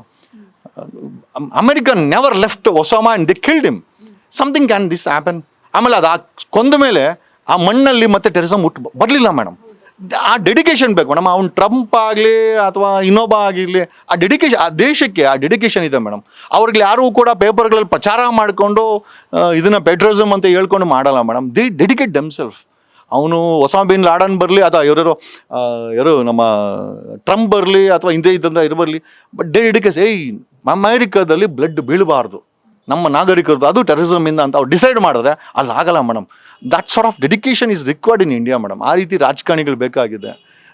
ಇಲ್ಲಿ ಸುಮ್ಮನೆ ಅಲ್ಲಿ ವಾರ್ ಝೋನ್ಗಿದ್ರೆ ಈ ಕಾಂಗ್ರೆಸ್ಸವರು ಈ ವಾರ್ಗೋಸ್ಕರ ಜಾತ್ರೆ ಮಾಡ್ತಾರೆ. ಬುದ್ಧಿಗಿದಿ ಇಲ್ವಾ ನಿಮಗೆ? ಏನು ಬುದ್ಧಿಗಿದಿ ಇದೆಯಾ? ಏನಿಲ್ವೋ ಅದನ್ನು ಮಾರ್ಕೆಟಿಂಗ್ ಮಾಡ್ಕೊತೀರಿ. ಯಾವ ಕೀಳುಮಟ್ಟಕ್ಕೆ ಹೋಗ್ತಾಯಿದ್ರು ನೀವೆಲ್ಲ, ನನಗೆ ಅರ್ಥ ಆಗ್ತಾ ಇಲ್ಲ. ಅದನ್ನು ಬಾವುಟ ಹಿಡ್ಕೊಂಡು ವಾರ್ಗೆ ಸಪೋರ್ಟ್ ಅಂತೆ. ನಿಮ್ಗೆ ಆ ಯೋಗ್ಯತೆ ಇದ್ದರೆ ಬಾರ್ಡ್ರಿಗೆ ಹೋಗಿ, ಕಾಶ್ಮೀರ್ಗೆ ಹೋಗಿ. ಕಾಶ್ಮೀರ್ಗೆ ವಿಸಿಟ್ ಕೊಡಲಿಲ್ಲ ಮೇಡಮ್ ಇವ್ರು ಯಾರೂ. ಅನಿಲ್ ಆಡ್ ಹೋಗಿ ಬಂದ ಬಿಟ್ಟರೆ even I expected CM to visit Kashmir. ಹೋದ್ರೆ ಹೋಗ್ಲಿ ಬಿಡ್ರಿ, 75 ವರ್ಷ ಆಗಿದೆ ಸಿದ್ದರಾಮಯ್ಯಗೆ, ಅಕಸ್ಮಾತ್ ಎಲ್ಲ ಹೆಚ್ಚು ಕಮ್ಮಿ ಆಗಲಿ, ನಾಡಿಗೋಸ್ಕರ ಕೊಡಲಿ ಬಿಡಿ ಪ್ರಾಣ. ಅಲ್ಲಿ ಹೋಗೋ ಮೀಟ್ರ್ ಯಾರಿಗಿಲ್ಲ ಮೇಡಮ್. ಅದು ಬಿಟ್ಟು ಇಲ್ಲಿ ನಾವೆಲ್ಲ ಸುಮ್ಮನೆ ಇದೀವಿ, ಇಲ್ಲಿ ಬಾವುಟಲ್ಲಿ ಹಿಡ್ಕೊಂಡು. ನಮಗೆ ಈ ಹುಚ್ಚು ಪ್ರಚಾರಗಳು, ಈ ಹುಚ್ಚು ರಾಜಕೀಯ ಬೇಡ. V want A dedicated action from state government as well as the union government. ನಮಗೆ ಡೆಡಿಕೇಟೆಡ್ ಮೇಡಮ್ ಬೇಕಾಗಿದೆ ಮೇಡಮ್, ಬೇಕಾಗಿದೆ. ಅದನ್ನು ಮಾಡ್ತಾರೋ ಇಲ್ಲೋ ಗೊತ್ತಿಲ್ಲ ಮೇಡಮ್. ಪುಲ್ವಾಮಾ ಆಯಿತು, ಈಗ ಪಹಲ್ಗಾಮ್ ಆಗಿದೆ. ಮುಂದೆ ಏನೋ ಒಂದು ಗಾಮ ಆಗಬಾರ್ದು ಅನ್ನೋದು ನನ್ನ ವಿಚಾರ madam. Nothing against the nation. We love. ನೀವು ಉಸಿರು ಒಳ್ಳಿ ರಾಜಕಾರಣಿಗಳೇ ಪ್ರೀತಿ ಮಾಡೋದಲ್ಲ, ನೀವು ಹೇಳಿದ್ಬಿಟ್ರೇ ಅದು ಪೆಟ್ರಿಯಟಿಸಮ್ ಅಲ್ಲ. ನಾವು ಕೂಡ ಪೆಟ್ರಿಯಟಿಸಮ್ ಬ್ಲಡ್ಡಲ್ಲಿ ಹುಟ್ಟಿದ್ದೀವಿ, ಆ ಒಂದು ಲೈನಲ್ಲಿ ಬಂದಿದ್ದೀವಿ. And we have every right under the constitution to question the government. ನೀವು ಏನು ಮಾಡ್ತಾ ಇದ್ದೀರಾ, ಬರೀ ಪೇಪರಲ್ಲಿ ಬಣ್ಣ ಬರೆಸ್ತಾ ಇದ್ದೀರಾ ಅಥವಾ ನಿಜವಾಗ್ಲೂ ಏನು ಮಾಡ್ತಾ ಇದ್ದೀರಾ ಅಂತ ನಮಗೆ ಕಾಂಕ್ರೀಟ್ ಆಗಿ let ದೇಟ್ B A declaration madam. Official declaration ಆಗಬೇಕು ಮೇಡಮ್ ಕೇಂದ್ರ ಸರ್ಕಾರದ ವೈತೆ ಏನು ಮಾಡ್ತಾ ಇದ್ದಾರೆ ಅಂತ. ಯಾಕಂದ್ರೆ ಇವ್ರು ಬರೀತಾರೆ ನಮ್ದು ಆ ಡ್ರೋನ್ ಇದೆ, ಆ ಡ್ರೋನ್ ಹೊಡೆದಾಕ್ಬಿಡ್ತು, ಅಲ್ಲೆಲ್ಲ ಹೊಡೆದಾಕ್ಬಿಡ್ತು, ಇಲ್ಲೆಲ್ಲ ಹೊಡೆದಾಕ್ಬಿಡ್ತು. ಇವತ್ತು ಆರ್ಟಿಫಿಷಿಯಲ್ ಇಂಟೆಲಿಜೆನ್ಸ್ ಏನು ಬೇಕಾದ್ರೆ ಮಾಡ್ಬೋದು ನೀವು. Okay, we don't want war on computer, we want our paper. ನಮಗೆ ವಾರ್ ಆಗೋದಾದರೆ ಗೊತ್ತಿಲ್ಲ, ವಾರ್ ಮಾಡ್ತಿರೋ ಬಿಡ್ತಿರೋ, but we want a control line. Terrorism ವಿರುದ್ಧ ಒಂದು ಕಂಟ್ರೋಲ್ ಲೈನ್ ಅಂತೂ, ಡೆಡಿಕೇಟೆಡ್ ಕಂಟ್ರೋಲ್ ಲೈನ್ ಬೇಕು. ಈಕ್ವಲ್ ಟು ಅಮೆರಿಕಾಗೆ ಯಾವ ರೀತಿ ಈಕ್ವಲ್ ಆಗಿದೆ ಆ ರೀತಿ ಒಂದು ಡೆಡಿಕೇಟೆಡ್ ಲೈನ್ ಬೇಕಾಗಿದೆ ಮೇಡಮ್. ಇದು as a citizen I am asking for my people. ತಪ್ಪೇನಿಲ್ಲ ಅಂತ ಅನ್ಕೊತಾ ಇದ್ದೀನಿ ಸರ್. ಇವಾಗ ಯುದ್ಧ ಅಂತ ಬಂದ್ರೆ ಜನಸಾಮಾನ್ಯರು ಕೂಡ ನಾವು ಯುದ್ಧಕ್ಕೆ ಸಪೋರ್ಟ್ ಮಾಡ್ತೀವಿ, ನಾವು ಕೂಡ ಅಲ್ಲಿ ಹೋಗ್ತೀವಿ ಅಂತ ಹೇಳಿದ್ದಾರೆ. ಅದೇ ರೀತಿ ನಮ್ಮ ಸಚಿವರು ಜಮೀರ್ ಅಹಮದ್ ಕೂಡ ನಾನು ಬಾಂಬ್ ಇಟ್ಕೊಂಡು ಹೋಗ್ತೀನಿ ಅಂತ ಹೇಳಿದ್ದಾರೆ. ಪ್ರತಿಯೊಬ್ರು ಕೂಡ ನಾನು ಯುದ್ಧಕ್ಕೆ ಹೋಗ್ತೀನಿ, ಅಲ್ಲಿ ಏನಾಗುತ್ತೆ ನೋಡೇ ಬಿಡೋಣ, ಪಾಕಿಸ್ತಾನ ಅವರ ನಾವ ಅಂತ ಹೇಳ್ತಾ ಇದ್ದಾರೆ. ಈಗ ಯುದ್ಧ ಅಂತ ಬಂದ್ರೆ ನೀವು ಹೋಗ್ತೀರಾ ಸರ್? ಸಪೋರ್ಟ್ ಹೇಗಿರುತ್ತೆ ಮೇಡಮ್? ನಾನು ಜಮೀರ್ ಅಂತೂ ಅಲ್ಲ ಮೇಡಮ್. ಜಮೀರು ಯುದ್ಧಕ್ಕೆ ಹೋಗೋದು ಬೇಡ ಮೇಡಮ್. ಅಟ್ಯಾಕ್ ಆದಾಗ ಅನಿಲ್ ಲಾಡ್ ಜೊತೆ ವಿತೌಟ್ ಸೆಕ್ಯೂರಿಟಿ ಕಾಶ್ಮೀರ್ಗೆ ಹೋಗಿ ಬನ್ನಿ ಅಂತೇಳಿ madam. I just throw a challenge to Zameer. ಯುದ್ಧ ಎಲ್ಲ ತುಂಬ ದೂರದ ಮಾತು ಇರಲಿ, ಈ ಥರ ಬೊಗಳೆ ರಾಜಕಾರಣಿಗಳನ್ನ ಬೆಜ್ಜಾನ್ ನೋಡ್ಬಿಟ್ಟಿದ್ವಿ. ಈ ಉತ್ತರನ ಕುಮಾರಸ್ವಾಮಿ ಕೇಳಿದ್ರೆ ಕರೆಕ್ಟಾಗಿ ಹೇಳ್ತಾರೆ, ಯಾಕಂದರೆ ದೋಸ್ತವರು. ಓಕೆ, ಈ ರೀತಿ ನಾನು ಬಾಂಬೆ ಇಟ್ಕೊಂಡೆ ಹೋಗ್ತೀನಿ, ನಾನು ದೇಶಕ್ಕೆ ಇಳಿತೀನಿ, ಈ ಥರ ಮಾರ್ಕೆಟಿಂಗ್ ಮಾಡಿದಂಥ ವ್ಯಕ್ತಿಗಳನ್ನ ಬೇಜಾನ್ ನೋಡಿದ್ದೀವಿ. ನನಗೆ ಆ ಪೇಟ್ರಿಯಾಟಿಸಮ್ ಅವನಲ್ಲಿ ಇದೆ ಅಂತ, ಜಮೀರಲ್ಲಿ ಇದೆ ಅಂತ ಖಂಡಿತ ಗೊತ್ತಿದೆ ಮೇಡಮ್. ಇಲ್ಲ ಅದೆಲ್ಲ ಈ ರಾಜಕಾರಣ. ನೆಕ್ಸ್ಟ್ ಚಾಮರಾಜನಗರಕ್ಕೆ ಇನ್ನೂ 2 ವರ್ಷ ಇದೆ. ಇದೆಲ್ಲ ಮಾರ್ಕೆಟಿಂಗ್ ಮೈಲೇಜ್ಗಳು ಇವೆಲ್ಲ. ಏನೋ ಮೇಡಮ್, ವಿತೌಟ್ ಸೆಕ್ಯೂರಿಟಿ ಜಮೀರು ಈಗ ಹೋಗೋದು ಬೇಡ, ಹೋಗ್ತಾನೆಲ್ಲ ಗೊತ್ತಿಲ್ಲ ಏನೋ ಯುದ್ಧಕ್ಕೆ. ಫಸ್ಟ್ ಆಫ್ ಆಲ್ ಯುದ್ಧ ಆಗುತ್ತಲ್ಲ, ಅದೊಂದು ಪ್ರಶ್ನೆ ನನಗೆ. ಎರಡನೇದು ಯುದ್ಧನ ಪೇಪರಲ್ಲೇ ಮಾಡ್ತಾ ಇದ್ದಾರೆ, ಸ್ಟೇಟ್ಮೆಂಟ್ಗಳಲ್ಲೇ ಮಾಡ್ತಾ ಇದ್ದಾರೆ. ಕಾಂಗ್ರೆಸ್ ಅವರು ತಿರಂಗ ಯಾತ್ರೆ ಮಾಡ್ಕೊಂಡು ಇಲ್ಲೆಲ್ಲ ತಿರಂಗ ಯಾತ್ರೆ ಮಾಡೋ ಬದಲು ಹೋಗ್ರಿ ಬಾರ್ಡ್ರಿಗೆ, ಅಲ್ಲಿ ಹೋಗಿ ಊಟ ಕೊಡ್ರಿ ನಮ್ಮ ಇವ್ರುಗಳಿಗೆ, ಅವ್ರಿಗೆ ಸ್ವೆಟ್ರ್ಗಳಿಲ್ಲ ಅಲ್ಲಿ ಸ್ವೆಟ್ರ್ಗಳು ಕೊಡಿ, ಎಷ್ಟು ಸಪೋರ್ಟ್ ಬೇಕಾ ಸಪೋರ್ಟ್ ಮಾಡಿ, ಅದನ್ನು ಮಾಡ್ತಾ ಇಲ್ಲ. ಸೊ ನನಗನ್ಸಿದ್ದು ಏನಂತಂದರೆ ಮೇಡಮ್, ಈ ಯುದ್ಧನ ವಿಚಾರವನ್ನು ಇವತ್ತಿನ ಬೊಗಳೆ ರಾಜಕಾರಣಿಗಳು, ಉಸುರುವಳ್ಳಿ ರಾಜಕಾರಣಿಗಳು ತಮ್ಮ ಸ್ವಾರ್ಥಕ್ಕೆಲ್ಲ ಬಳಸಿಬಿಡ್ತಾರೋ. ನಮ್ಮ ಸೆಕ್ಯೂರಿಟಿಗಿಂತ, ದೇಶದ ಸೆಕ್ಯೂರಿಟಿಗಿಂತ ಓದಂಥ ಪ್ರಾಣ ಬರಲ್ಲ ಮೇಡಮ್. ಆ್ಯಸ್ ಸೀನ್ ಏನೋ ಆ ನೇವಲ್ ಆಫೀಸರ್ ಹೆಂಡ್ತಿ ಆ ಡೆಡ್ ಬಾಡಿ ಪಕ್ಕದಲ್ಲಿ ಕೂತಂತ, ಅದು ಎಂಥವ್ರಿಗೆ ಆಗಲಿ ಹೊಟ್ಟೆ ಹೊಡೆದಾಗುತ್ತೆ. ನಮ್ಮನೆ ಹೆಣ್ಮಗಳಾಗಿದ್ರೆ ಏನಾಗುತ್ತೆ ಅಂತ ಮೇಡಮ್. ನಾನು ಜಮೀರ್ಗೆ ಅಥವಾ ಜಮೀರ್ ಜೊತೆಲಿ ಯಾರ್ಯಾರು ಈ ಥರ ಹುಚ್ಚಾಟ ಆಡ್ತಾ ಇದ್ದಾರೋ ಅವ್ರಿಗೆಲ್ಲ ಹೇಳೋದೇನಂತಂದರೆ, ತಾಕತ್ತಿದ್ರೆ ನಿಮ್ಮ ಸೆಕ್ಯೂರಿಟಿ ಬಿಟ್ಟು ನಿಮ್ಮ ಪ್ರೈವೇಟ್ ಪ್ಲೇನಲ್ಲಿ ಕಾಶ್ಮೀರ್ಗೆ ಹೋಗಿ ಒಬ್ಬರೇ ನಿಮ್ಮ ಫ್ಯಾಮಿಲಿ ಕರ್ಕೊಂಡು ಎಲ್ಲಿ ಆಯ್ತಲ್ಲ ಅಲ್ಲಿ ಹೋಗಿ ಒಂದು ರೌಂಡ್ ನೋಡ್ಕೊಂಬನ್ನಿ. ಬಾರ್ಡ್ರಿಗೆ ಹೋಗೋದು, ಯುದ್ಧಕ್ಕೆ ಹೋಗೋದು, ಬಾಂಬ್ ಕಟ್ಕೊಳ್ಳೋದು, ಬಾಂಬ್ಗೆ ಮಡ್ಗವನಂತ ಹಂಗಾರೆ ಜಮೀರು ಅಲ್ಲ, ಬಾಂಬ್ ಕಟ್ಕೊಂಡು ಹೋಗ್ತೀನಿ ಅಂತ ಇವನ ಸೆಲ್ಫ್ ಸೂಸೈಡನ್ನ ಮಾಡ್ಕೊಂತಾನ ಗೊತ್ತಿಲ್ಲ. ದಿಸ್ ಇಸ್ ವಾಟ್ ಏನು ಬಾಂಬ್ ಇಟ್ಕೊಂಡು ಹೋಗ್ತೀನಿ ಅಂತಾನೆ madam. Out is accessible madam, out is accessible madam. ಇವತ್ತೊಂದು ಗನ್ ಇಟ್ಕೊಂಡ್ರೆ ನೀವೇ ಕೇಳೋದು, ಲೈಸೆನ್ಸ್ ಇಲ್ಲ ಅಂತಂದರೆ it's punishable under the law. How can it even being A minister ಆತನಿಗೆ ಬಾಂಬೆಲಿಂದ ಸಿಗುತ್ತೆ ಅಂತ ಅನ್ಕೋತಿಲ್ಲ. ಏನು ಮಡಗಿದಾನ, ಸ್ಟಾಕಿಗೆ ಮಡಗಿದಾನ ಕೇಳಿ ನೋಡಿ. ಅಲ್ಲ ಸೀರಿಯಸ್ಲಿ ನನಗೆ ಗೊತ್ತಿಲ್ಲ. ಹೇಳಿದ್ರ ಬಾಂಬ್ ಕಟ್ಕೊಂಡು ಹೋಗ್ತೀನಿ ಹೇಳಿದ್ರ madam, out is accessible to them. ಹಂಗಾರೆ ಆರ್ಮಿಯವ್ರಿಗೆ ಈತನ ಕೈಗೆ ಬಾಂಬ್ ಕೊಡ್ತಾರಾ ಅಥವಾ ಏನೇನು ಸ್ಟಾಕಿಗೆ ಮಡಗಿದಾನ ಅನ್ನೋದಕ್ಕೆ ಅಥವಾ ಕೇಳ್ಕೊಳ್ಳಿ ಫಸ್ಟು. ಓಕೆ ಸರ್, ಬಿಗ್ ಬಾಸ್ಗೆ ಹೋಗಿ ಬಂದಿದ್ರಿ. ಜೈಲಿಂದ ಬಂದ ನಂತರ ಯಾರಾದರೂ ಬಿಗ್ ಬಾಸ್ ಅವ್ರಿಗೆ ಕಾಲ್ ಮಾಡಿ ವಿಚಾರಿಸ್ಕೊಂಡ್ರೆ ಹೇಗೆ ಸರ್? ಐ ಥಿಂಕ್ ಈಕೆ ಮದುವೆ ಆಯ್ತಲ್ಲ ಮೇಡಮ್. ಐ ಥಿಂಕ್ ಚೈತ್ರ ಮದುವೆ ಆಯಿತು. ಫೋನ್ ಮಾಡ್ಲಿಕ್ಕೆ ಆಗಿಲ್ಲ, ಬಟ್ ಹಾಗೆ ಮನಸ್ಸಲ್ಲೇ ಶುಭ ಹಾರೈಸ್ಕೊಂಡ್ರೆ. ಹೊಸದಾಗಿ ಮದುವೆ ಆಗಿದ್ದಾರೆ, ಜೈಲಿಂದ ಬಂದಂತ ಜಗ್ಗು ಫೋನ್ ಮಾಡಿದೆ. ಅವ್ರಿಗೇನೋ ಭಯಗೆ ಆದ ಅಂತೇಳಿ ನಾನು ಮಾಡೋಕ್ಕೆ ಹೋಗಲಿಲ್ಲ. ರಜತ್ ಬಂದಿದ್ದ ಜೈಲಿಗೆ, ಅವನ್ನ 2 ಸತಿ ಮಾತಾಡ್ಸ್ಕೊಂಡು, ಅದೇನೋ ಗೊತ್ತಿಲ್ಲ, ಬಿಗ್ ಬಾಸ್ಗೂ ಜೈಲಿಗೆ ಏನೋ ಒಂದು ಕನೆಕ್ಟಿವಿಟಿ ಇದೆ ಅಂತ ಅನ್ನಿಸ್ತಾ ಇದೆ. ಏನಂದ್ರು ಸರ್ ರಜತ್ ಅವ್ರು? ಏನಂದ್ರು ಮೇಡಮ್, ಅದೇ ಜೈಲಿ ಮನೆಗೆ ಹೋಗ್ಬೇಕು, ಬೇಲ್ ಮಾಡಿಸ್ಕೊಂಡು ಮನೆಗೆ ಹೋಗ್ಬೇಕು ಅಂತ ಅವ್ನು ಕುಣಿತಾ ಇದ್ದ. ಅಷ್ಟು ಬಿಟ್ಟರೆ ಬೇಜಾರಾಗುತ್ತೆ ಮೇಡಮ್. ನಮಗೆ ನಮ್ಮ ಇಷ್ಟಪಡೋರಾಗಲಿ ನಮ್ಮ ವಿರೋಧಿಗಳಾಗಲಿ ಜೈಲಲ್ಲಿ ನೋಡೋಕ್ಕೆ ನಮ್ಗೆ ಇಷ್ಟ ಆಗಲ್ಲ madam. And I never expected Rajat and Vinay there. ಏನೋ ಹುಡುಗಾಟದಲ್ಲಿ ನಾನು ಜೈಲಿಗೆ ಹೋದಾಗ ಏನೋ ರಜತ್ ಏನೋ ವಿಡಿಯೋ ಮಾಡಾಕಿದ್ನಂತೆ. ಸೊ ಏನೋ ಅವ್ನಿಗೇನೋ ಗಿಲ್ಟಿ ಗೊತ್ತಿಲ್ಲ. But it was A very good conversation. But I never expected anything. 2 ಸತಿ ಬಂದ್ಬಿಟ್ಟ ಅದನ್ನು. 2 ಸತಿ ಬಂದ್ಬಿಟ್ಟ. ವಿನಯ್ 1 ಸತಿ ಬಂದಿದ್ದ, ಇವನು ರಜತ್ 2 ಸತಿ ಬಂದೋದ. ಯಾರೂ ಅಲ್ಲಿ ಹೋಗೋದು ಬೇಡ ಮೇಡಮ್. ಯಾಕಂದರೆ ಫ್ಯಾಮಿಲಿಗಳನ್ನು ಬಿಟ್ಟು, ನಿಮ್ಮ ಸ್ವತಂತ್ರವನ್ನು ಬಿಟ್ಟು ಅಲ್ಲಿ ಯಾಕೆ ಸುಮ್ಮನೆ ಹೋಗಬೇಕು? I never expect. ಇವನ್ ತುಂಬ ದ್ವೇಷ ಮಾಡೋ ಅಂಥ ವಿರೋಧಿ ಕೂಡ ಜೈಲಿಗೆ ಹೋಗೋದು ಬೇಡ madam. This is my prayers. Sir, Chaitra ಅವರು ಕರೆದಿದ್ರ ಸರ್ ಮದುವೆಗೆ? ಇಲ್ಲ, ಜೈಲಲ್ಲಿದ್ದೆ ನಾನು, ಎಲ್ಲಿ ಕರೆಯೋಕ್ಕಾಗತ್ತೆ. But most of them I tried, ಎಲ್ಲ ಟ್ರೈ ಮಾಡಿದ್ದಾರೆ. ಮೊಬೈಲ್ ಸ್ವಿಚ್ ಆಫ್ ಆಗಿತ್ತು, ಹಾಗಾಗಿ ಮಾತಾಡ್ತೀನಿ ಮೇಡಮ್. ಕೆಲವು ದಿವಸಗಳ ನಂತರ ಎಲ್ಲ ಒಬ್ಬರ ಹತ್ರ ಮಾತಾಡ್ತೀನಿ. I am just opening. ನಾನೇ ಫೋನ್ ರಿಸೀವ್ ಮಾಡ್ತಾ ಇಲ್ಲ, ಇನ್ನು ಕಂಟಿನ್ಯೂಸ್ ಹೊಡ್ಕೊತಾ ಇದೆ. ನಾನೇ ರಿಸೀವ್ ಮಾಡೋಕ್ಕಾಗ್ತಾ ಇಲ್ಲ. ಮಾತಾಡ್ತೀನಿ ಮೇಡಮ್. ಸರ್, ಮುಂದಿನ ದಿನಗಳಲ್ಲಿ ನಿಮ್ಮ ಹೋರಾಟ ಹೇಗಿರುತ್ತೆ ನ್ಯಾಯದ ಪರವಾಗಿ? ಹೋರಾಟ ಅಂತ ಹೇಳಲಿಕ್ಕಾಗಲ್ಲ. ಇಷ್ಟು ದಿನ ಹೋರಾಟ ಮಾಡ್ಕೊಂಡ್ಬಂದ್ವಿ. ಬಿಕಾಸ್ ನಮ್ಗೆ ಯಾವುದು ಬೇಸ್ ಇಲ್ಲ, ಬೇಸ್ ಬಿಲ್ಡ್ ಮಾಡಿದ್ದೀವಿ. ಈಗ ಬೇಸ್ ಬಿಲ್ಡಿಂಗ್ ಕಟ್ಟಬೇಕು, ರಾಜಕೀಯದ ಬಿಲ್ಡಿಂಗ್ ಕಟ್ಟಬೇಕಾಗಿದೆ. ಸೊ ಅಕ್ರಾಸ್ ಕರ್ನಾಟಕ ಜನರನ್ನು ಜಾಗೃತಿ ಮಾಡೋಂಥ ಕೆಲಸ ಮಾಡಿದ್ದೀವಿ. ಈಗ ಓಟ್ ಬಂದಾಗ ನಾವು BJP ವಿರುದ್ಧ ಮಾಡಿದ್ರೆ ಕಾಂಗ್ರೆಸ್ ಅವ್ರು ಹಾಕ್ಸ್ಕೊಂಡ್ಬಿಡ್ತಾರೆ. ಈ ಕಾಂಗ್ರೆಸ್ ವಿರುದ್ಧ ಧ್ವನಿ ಎತ್ತಿದ್ದೀವಿ, BJP ಹಾಕ್ಸ್ಕೊಂಡ್ಬಿಡ್ತಾರೆ. ಜನ ಖುಷಿ ಆದರೆ ಅಲ್ಲಿ ರೆಡಿ ಇದ್ದಾರೆ ಅವರು. ಈಗ ಇವ್ರು ಬಿಟ್ಟು ಇವ್ರು ಯಾರು ಅಂದಂಗೆ ಎಲ್ಲ ಅಂಟಂಬಂದರೆ, ನಾನಾದ್ಮೇಲೆ ನೀನಾದ್ಮೇಲೆ ನಾನು 40% ದೆಪ್ತೀನಿ, ನೀನು 50% ದೆಪ್ಕೊ, ನಾನು ವಿರೋಧ ಮಾಡ್ತೀನಿ, ನೀನು ಆಮೇಲೆ ವಿರೋಧ ಮಾಡ್ಕೊ, ಒಬ್ರಿಗೊಬ್ರು ಏನೂ ತನಿಖೆ ಮಾಡಿಸೋದು ಬೇಡ. ಈ ಥರ ಡೀಲ್ ರಾಜಕಾರಣಿಗಳು, ಉಸುಳಿ ರಾಜಕಾರಣಿಗಳು, ಅಡ್ಜಸ್ಟ್ಮೆಂಟ್ ರಾಜಕಾರಣಿಗಳು ಆಗ್ಬಿಟ್ಟಿದ್ದಾರೆ ಮೇಡಮ್. ಆಮೇಲೆ ಈಗ ಜಮೀರ್ ಬೇರೆ ಬಾಂಬ್ಗಿಮ್ ಅಂತವನೇ, ಗೊತ್ತಿಲ್ಲ ನಿಜವಾಗ್ಲೂ ಆ ಲೆವೆಲ್ ಜಮೀರ್ ಹೋಗೋಣ ಅಂತ ನನಗೆ ಗೊತ್ತೇ ಇಲ್ಲ. ಏನೋ ಮೇಡಮ್, ಮುಂದಿನ ದಿನಗಳಲ್ಲಿ 2028ಗೆ ಒಂದು ದೊಡ್ಡ ಬದಲಾವಣೆ ಮಾಡಲಿಕ್ಕೆ, ರಾಜಕೀಯವಾಗಿ ಬದಲಾವಣೆ ಮಾಡಲಿಕ್ಕೆ ಜನರ ಮುಖದಲ್ಲಿ ಧ್ವನಿ ನಗು ಇಲ್ಲ ಮೇಡಮ್. ಆಮೇಲೆ ಭ್ರಷ್ಟಾಚಾರ ತುಳುಕ್ತಾ ಇದೆ. ನನಗೊಂದು ಆಸೆ ಇದೆ ಮೇಡಮ್. After 3 years if at all I want to see Karnataka ಅಂತಂದರೆ ಟೋಲ್ ಗೇಟ್ ಮುಕ್ತ ಕರ್ನಾಟಕ ಆಗಬೇಕು, ರೋಡ್ಗಳಲ್ಲಿ ಟೋಲ್ ಗೇಟ್ಸ್ ಇರಬಾರ್ದು, ಜನರಿಗೆ ಡಿ ಎಲ್ ಬೇಕು, ಡೆತ್ ಸರ್ಟಿಫಿಕೇಟ್ ಬೇಕು ಅಂತಂದರೆ BBMP ಆಫೀಸ್ಗೆ ಹೋಗಿ ಲೈನಲ್ಲಿ ನಿಂತ್ಕೊಂಡು ಲಂಚ ಕೊಟ್ಟು ರಜಾ ಹಾಕಿ ಮಾಡೋದಕ್ಕಿಂತ ಒಂದು ಕಾಲ್ ಸೆಂಟ್ರಿಗೆ ರಾಜ್ಯದ ಸರ್ಕಾರದ ಕಾಲ್ ಸೆಂಟರ್ ಇರಬೇಕು. ನನಗೆ ಡೆತ್ ಸರ್ಟಿಫಿಕೇಟ್ ಅಥವಾ ಬಸ್ ಸರ್ಟಿಫಿಕೇಟ್ ಬೇಕು ಅಂತಂದರೆ ಮನೆಗೆ ಬಂದು ಸೇವೆ ಕೊಡಬೇಕು ಮೇಡಮ್. ಪ್ರತಿಯೊಂದು ಸೇವೆ ಮನೆಗೆ ಬರಬೇಕು. ಯಾಕಂದರೆ ಈ ದೇಶದ ನಾಗರಿಕ, ರಾಜ್ಯದ ನಾಗರಿಕ ಬಟನ್ ಒತ್ತಿದ್ರೆ 2 ಸರ್ಕಾರ ಆಗುತ್ತೆ, ರಾಜ್ಯ ಸರ್ಕಾರ, ಕೇಂದ್ರ ಸರ್ಕಾರ. ಅವನು 24 ಗಂಟೆ ತೆರಿಗೆ ಕಟ್ಟೋದ್ರಿಂದ ಇಡೀ ರಾಷ್ಟ್ರ ನಡೀತದೆ. ಸೊ ಅಂಥ ವ್ಯಕ್ತಿಗೆ ಗೌರವ ಕೊಡುವ ರೂಪದಲ್ಲಿ ಒಂದು ನೋಕಿಯಾ ಮೊಬೈಲ್ ತೊಗೊಂಡ್ರೆ ಅಥವಾ ಸ್ಯಾಮ್ಸಂಗ್ ಮೊಬೈಲ್ ತೊಗೊಂಡ್ರೆ ಮೇಡಮ್ ಏನಾರು ಬೇಕು ಅಂತಂದರೆ ಒಂದು ಕಾಲ್ ಸೆಂಟರ್ ಇದೆ. ಇಷ್ಟು ತೆರಿಗೆ ಕಟ್ಟಿ ಪವರ್ ಕೊಡೋ ಅಂಥ ನಾಗರಿಕನಿಗೆ 6 ಕೋಟಿ ಕನ್ನಡಿಗರಿಗೆ ಒಂದು ಕಾಲ್ ಸೆಂಟರ್ ಬೇಕು ಮೇಡಮ್. ಏನೇ ಸಮಸ್ಯೆ ಆದರೂ ರೈತರಿಗೆ ಬೀಜ ಸಮಸ್ಯೆ ಆಗಿದೆಯಾ, ಏನೋ ಒಡ್ಕಲ್ ಕರೆಂಟ್ ಕರೆಂಟ್ ಸರಿಯಾಗಿ ಬರ್ತಾ ಇಲ್ವಾ, ನಿಮಗೆ ಡೆತ್ ಸರ್ಟಿಫಿಕೇಟ್ ಬೇಕಾ, ಬರ್ತ್ ಸರ್ಟಿಫಿಕೇಟ್ ಬೇಕಾ, ಪ್ರೈವೇಟ್ ಸ್ಕೂಲಲ್ಲಿ ಅಡ್ಮಿಷನ್ಗೆ ಡೊನೇಷನ್ ಕೇಳ್ತಾ ಇದ್ದಾರಾ, ಯಾರೋ ತೊಂದರೆ ಕೊಡ್ತಾ ಇದ್ದಾರಾ, they should be a dedicated call center madam. Call ಸೆಂಟ್ರಿಗೆ ಫೋನ್ ಮಾಡಿದ್ರೆ ಎಲ್ಲ ಸೇವೆಗಳು ಮನೆಗೆ ಬರಬೇಕು. 10 ರೂಪಾಯಿಗೆ ಏನೋ ಬರ್ತ್ ಸರ್ಟಿಫಿಕೇಟು, 20 ರೂಪಾಯಿಗೆ ಡೆತ್ ಸರ್ಟಿಫಿಕೇಟು, ಪ್ಲ್ಯಾನ್ ಅಪ್ರೂವಲ್ 250 ರೂಪಾಯಿ. DL ಬೇಕು ಅಂತಂದರೆ ನಾನು DL ಮಾಡಿಸ್ಕೊಂಡಿದ್ದು 35 ರೂಪಾಯಿ ಮೇಡಮ್. ಒಂದು 30 ವರ್ಷಗಳ ಹಿಂದೆ ಆಯಿತು. 35 ರೂಪಾಯಿ ಹೋಗಿ 100 ರೂಪಾಯಿ ತಗೊಳ್ಳಿ DLಗೆ.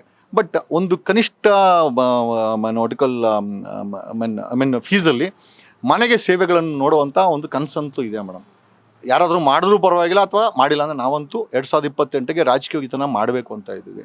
40,000 ಕೆರೆಗಳಿದೆ ಮೇಡಮ್, ಹೂಳೆತ್ತಬೇಕು, ಹೂಳೆತ್ತಿಲ್ಲ. 10,000 ಕೆರೆಗಳನ್ನು ನುಂಗಿ ನೀರು ಕುಡಿದು ಮಾಯ ಮಾಡಿಬಿಟ್ಟಿದ್ದಾರೆ. ಅವುಗಳನ್ನು ರೀಕ್ಲೇಮ್ ಮಾಡಬೇಕಾದಂಥ ಕೆಲಸವನ್ನು ಮಾಡಬೇಕಾಗಿದೆ. ಯಾರಾದರೂ ಮಾಡಿದ್ರೂ ಮಾಡಲ್ಲ ಮೇಡಮ್, ನಂಗೆ ಗೊತ್ತಿದೆ. ಇವರೆಲ್ಲ ಏನಿದು ಕತ್ತಿಂತಾರೆ ಹೊರತು ವಾಪಸ್ ಅಂತೂ ತರಲ್ಲ. 41,000 ಸರ್ಕಾರಿ ಶಾಲೆ ಇದೆ ಮೇಡಮ್, ಸೋರೋ ಸ್ಥಿತಿನಲ್ಲಿದೆ. We have to transform education system, we have to transform health sector. ಇಷ್ಟೆಲ್ಲ ಇದೆ ಮೇಡಮ್, ಇಷ್ಟೆಲ್ಲ ಇದೆ. ಆಮೇಲೆ ರಾಜ್ಯ ಸರ್ಕಾರದ ನೌಕರರಿಗೆ ಎಸ್ಪೆಷಲಿ ಕೆಲ ವರ್ಗದ ಪೊಲೀಸ್ ಕಾನ್ಸ್ಟೇಬಲ್ಸು, P1ಗಳಿಗೆ ಅವರುಗಳಿಗೆ ಸಂಬಳ ಜಾಸ್ತಿ ಮಾಡಬೇಕಾಗಿದೆ. This one of the transformation. ನಾವು ಅಕಸ್ಮಾತ್ 2028 ನಂತರ ಕರ್ನಾಟಕ ಯಾವ ರೀತಿ ಇರಬೇಕು ಅಂದರೆ ಈ ರೀತಿ ನೋಡಲಿಕ್ಕೆ ಇಷ್ಟಪಡ್ತೀವಿ ಮೇಡಮ್. ಆಮೇಲೆ ಈ ವಂಶ ಪರಂಪರೆ ಆಡಳಿತ ಏನು ಮಾಡ್ಕೊಂಬಂದಿದ್ದಾರೆ, ಇವರುಗಳನ್ನು ರಾಜಕೀಯದಿಂದ ಕಿತ್ತೆಸಿಬೇಕಾಗಿದೆ. ಜನಗಳ ಒಂದು ಡೈವರ್ಷನ್ ಏನಿದೆ ಅಂದರೆ ಆಲ್ಟರ್ನೇಟಿವ್ ಪೊಲಿಟಿಕ್ಸ್ ಏನಿದೆ ಅದನ್ನು ಕ್ರಿಯೇಟ್ ಮಾಡಬೇಕಾಗಿದೆ. Definitely A party is required. ನಾನು ಒಬ್ಬನೇ ಅಂತೂ ಮಾಡಲಿಕ್ಕಾಗಲ್ಲ. ಆಮೇಲೆ ಇದಕ್ಕೆ ಒಂದಷ್ಟು ಜಿಲ್ಲೆನಲ್ಲಿ ಹಳ್ಳಿನಲ್ಲಿ ನಾಯಕತ್ವ ಬೇಕಾಗಿದೆ. ಅದನ್ನು ಆಮೇಲೆ ಹೆಣ್ಣು ಮಕ್ಕಳ ನಾಯಕತ್ವ ತುಂಬ ಇಂಪಾರ್ಟೆಂಟ್ ಆಗಿದೆ. ಯಾಕಂದರೆ ಇವತ್ತು ಜೆಂಡರ್ ಇಕ್ವಾಲಿಟಿ ಇಲ್ಲ ಮೇಡಮ್. ದೇಶದ ಸುಪ್ರೀಂ ಕೋರ್ಟಲ್ಲಿ ಒಂದೇ ಹೆಣ್ಮಗಳಿದ್ದಾಳೆ. It's very sad that woman have been only. ಹೆಣ್ಮಕ್ಳನ್ನ ನಾವು ಬರೀ ಯಾವುದೇ ಒಂದು ರಂಗಕ್ಕೆ ನಾವು ಅವರನ್ನು ಪ್ರವೇಶ ಮಾಡಲಿಕ್ಕೆ ನಿರ್ಬಂಧಗಳನ್ನು ಮಾಡ್ತಾ ಇದ್ದೀವಿ. ಅವ್ರು ಬರ್ದಂಗೆ ತಡಿತಾ ಇದ್ವಿ. ಅಕಸ್ಮಾತ್ ಬಂದರೂ ಕೂಡ ಲಕ್ಷ್ಮೀ ಹೆಬ್ಬಾಳ್ಕರ್ ಥರ ಅವರನ್ನು ತುಚ್ಛವಾಗಿ ಮಾತಾಡಿ, ಕೀಳಾಗಿ ಮಾತಾಡಿ ಅವ್ರು ರಾಜಕೀಯ ಬಿಟ್ಟು ಹೋಗಬೇಕು ಆ ಥರ. ಸೊ ಒಂದು ಒಳ್ಳೆ ವಾತಾವರಣವನ್ನು ಸೃಷ್ಟಿ ಮಾಡಿ ಇಡಬೇಕು madam. Woman are better administrator ಅಂತಾರೆ. ಒಂದು ಮನೆ ನಡೆಸೋಳು ದೇಶ ನಡ್ಸೋಕ್ಕಲ್ವಾ, ಒಂದು ಮನೆ ನಡೆಸೋಳು ರಾಜ್ಯ ನಡ್ಸೋಕ್ಕಲ್ವಾ, ಒಂದು ಮನೆ ನಡೆಸೋಳು ಒಬ್ಬ ಮಂತ್ರಿ ಆಗೋಕ್ಕಲ್ವಾ. ಅವಕಾಶವನ್ನು ಕೊಡಬೇಕಾಗಿದೆ ಮೇಡಮ್. ಅದು ಜುಡಿಷಿಯರಿ ಆಗಿರ್ಬೋದು, ಪಾರ್ಲಿಮೆಂಟ್ ಆಗಿರ್ಬೋದು, ಇಲ್ಲ ಆಗಿರ್ಬೋದು. ಒಂದು ದೊಡ್ಡ ಬದಲಾವಣೆ ಅಂತೂ ಕನಸಂತೂ ಇದೆ ಮೇಡಮ್. ಕಷ್ಟ ಇದೆ, ಇಲ್ಲ ಅಂತ ಹೇಳ್ತಾ ಇಲ್ಲ. ನಾನು ಹೇಳ್ತಾರಲ್ಲ, ಆಕಾಶದಲ್ಲಿ ಕಾಣಿಸೋಂಥದ್ದು ನಕ್ಷತ್ರಗಳು. ಬಟ್ ಆದರೂ ರಾತ್ರಿ ಆದರೆ ಆ ನಕ್ಷತ್ರಗಳು ಕಾಣಿಸುತ್ತೆ. That's a star always visible at night. So ಕತ್ಲಾಗುತ್ತೆ ಮೇಡಮ್. ಈ ವಂಶ ಪಾರಂಪರಿ ಭ್ರಷ್ಟ ರಾಜಕಾರಣಿಗಳ ಜೀವನದಲ್ಲಿ ಕತ್ಲಾಗುತ್ತೆ, ಸ್ಟಾರ್ಸ್ ಒಳಿಯುತ್ತೆ. ನಾನು ಅಂದ್ಕೊಂಡಿರೋಂಥದ್ದು ನಿಜ ಅಂತೂ ಆಗೇ ಆಗುತ್ತೆ ಮೇಡಮ್. ಆಗಬೇಕು. ಆಗಲೇ ಜನರ ಮುಖದಲ್ಲಿ ಒಂದು ಸ್ಮೈಲ್ ನೋಡೋಕ್ಕಾಗೋದು. That's all. Thank you sir. Actually ನಿಮ್ಮ ಜೊತೆ ಮಾತಾಡ್ತಾ ಹಾಗೆ ನಿಮ್ಮ ಪಾಸಿಟಿವ್ ವೈಬ್ಸ್ ಕರೆಂಟ್ ಥರ ನನಗೂ ಪಾಸ್ ಆದಂಗೆ ಕಾಣಿಸ್ತಾ ಇದೆ. ನಿಮ್ಮ ಆಲೋಚನೆಗಳನ್ನೆಲ್ಲ ಕೇಳಿ ನನಗಂತೂ ಬಹಳ ಸಂತೋಷ ಆಯಿತು ಸರ್. ನಮ್ಮ ಜೊತೆಗೆ ನ್ಯಾಷನಲ್ TV ಒಟ್ಟಿಗೆ ಜಾಯ್ನ್ ಆಗಿದ್ದಕ್ಕೆ thank you so much sir. ನಾನು ಕೂಡ ಇಷ್ಟೊತ್ತು ಬಂದು, ನನಗೆ ಗೊತ್ತಿಲ್ಲ, ನಾನೇನು ಸ್ಟಾರ್ ಏನಲ್ಲ, ಅಥವಾ ನಾನೇನು ಮಲ್ಲಿಕಾರ್ಜುನ ಖರ್ಗೆ ಮಗ ಏನೂ ಅಲ್ಲ. ಆದರೂ ಕೂಡ ನೀವು ನಿಮ್ಮ ಒಂದು TVಯ ಮುಖಾಂತರ ನಿಮ್ಮ ಟೀಮ್ ಆ್ಯಂಡ್ ನಿಮ್ಮ ಸಂಸ್ಥೆ ಇಷ್ಟೊತ್ತು ಬಂದು ನನ್ನ ಇಂಟರ್ವ್ಯೂನ ತಗೊಂಡಿದ್ದಕ್ಕೆ ನಿಜವಾಗ್ಲೂ ಖುಷಿ ಆಗ್ತಾ ಇದೆ. ಐ ಫೀಲ್ ದಟ್ ಪಾಸಿಬಲಿ ಈ ಡಿಸರ್ವ್ನೆಸ್ನ ನೀವೇ ನನಗೆ ತೋರಿಸ್ತಾ ಇದ್ದೀರಾ. ಆಮೇಲೆ ಇದು ನೀವು ಮಾಡ್ತಾ ಇರೋದು ಲಕ್ಷಾಂತರ ಜನ ನೋಡ್ತಾರೆ. ಪಾಸಿಬಲಿ ನಮಗೂ ಕೂಡ ನಿಮ್ಮಿಂದ ಒಂದು ಅದೃಷ್ಟ ಬರಲಿ ಅಂತ ಕೇಳ್ಕೊತ ಥ್ಯಾಂಕ್ಸ್ ಹೇಳ್ತಾ ಈ ನನ್ನ 2 ಮಾತುಗಳನ್ನು ಮುಗಿಸ್ತೇನೆ. ನೋಡಿದ್ರಲ್ವಾ, ಇದು ಲಾಯರ್ ಜಗದೀಶ್ ಸರ್ ಅವರ ಮಾತಾಗಿತ್ತು. ಕ್ಯಾಮ್ರಾ ಪರ್ಸನ್ ಚಿರಾಗ್ ಜೊತೆ Pallavi N Raj, national TV.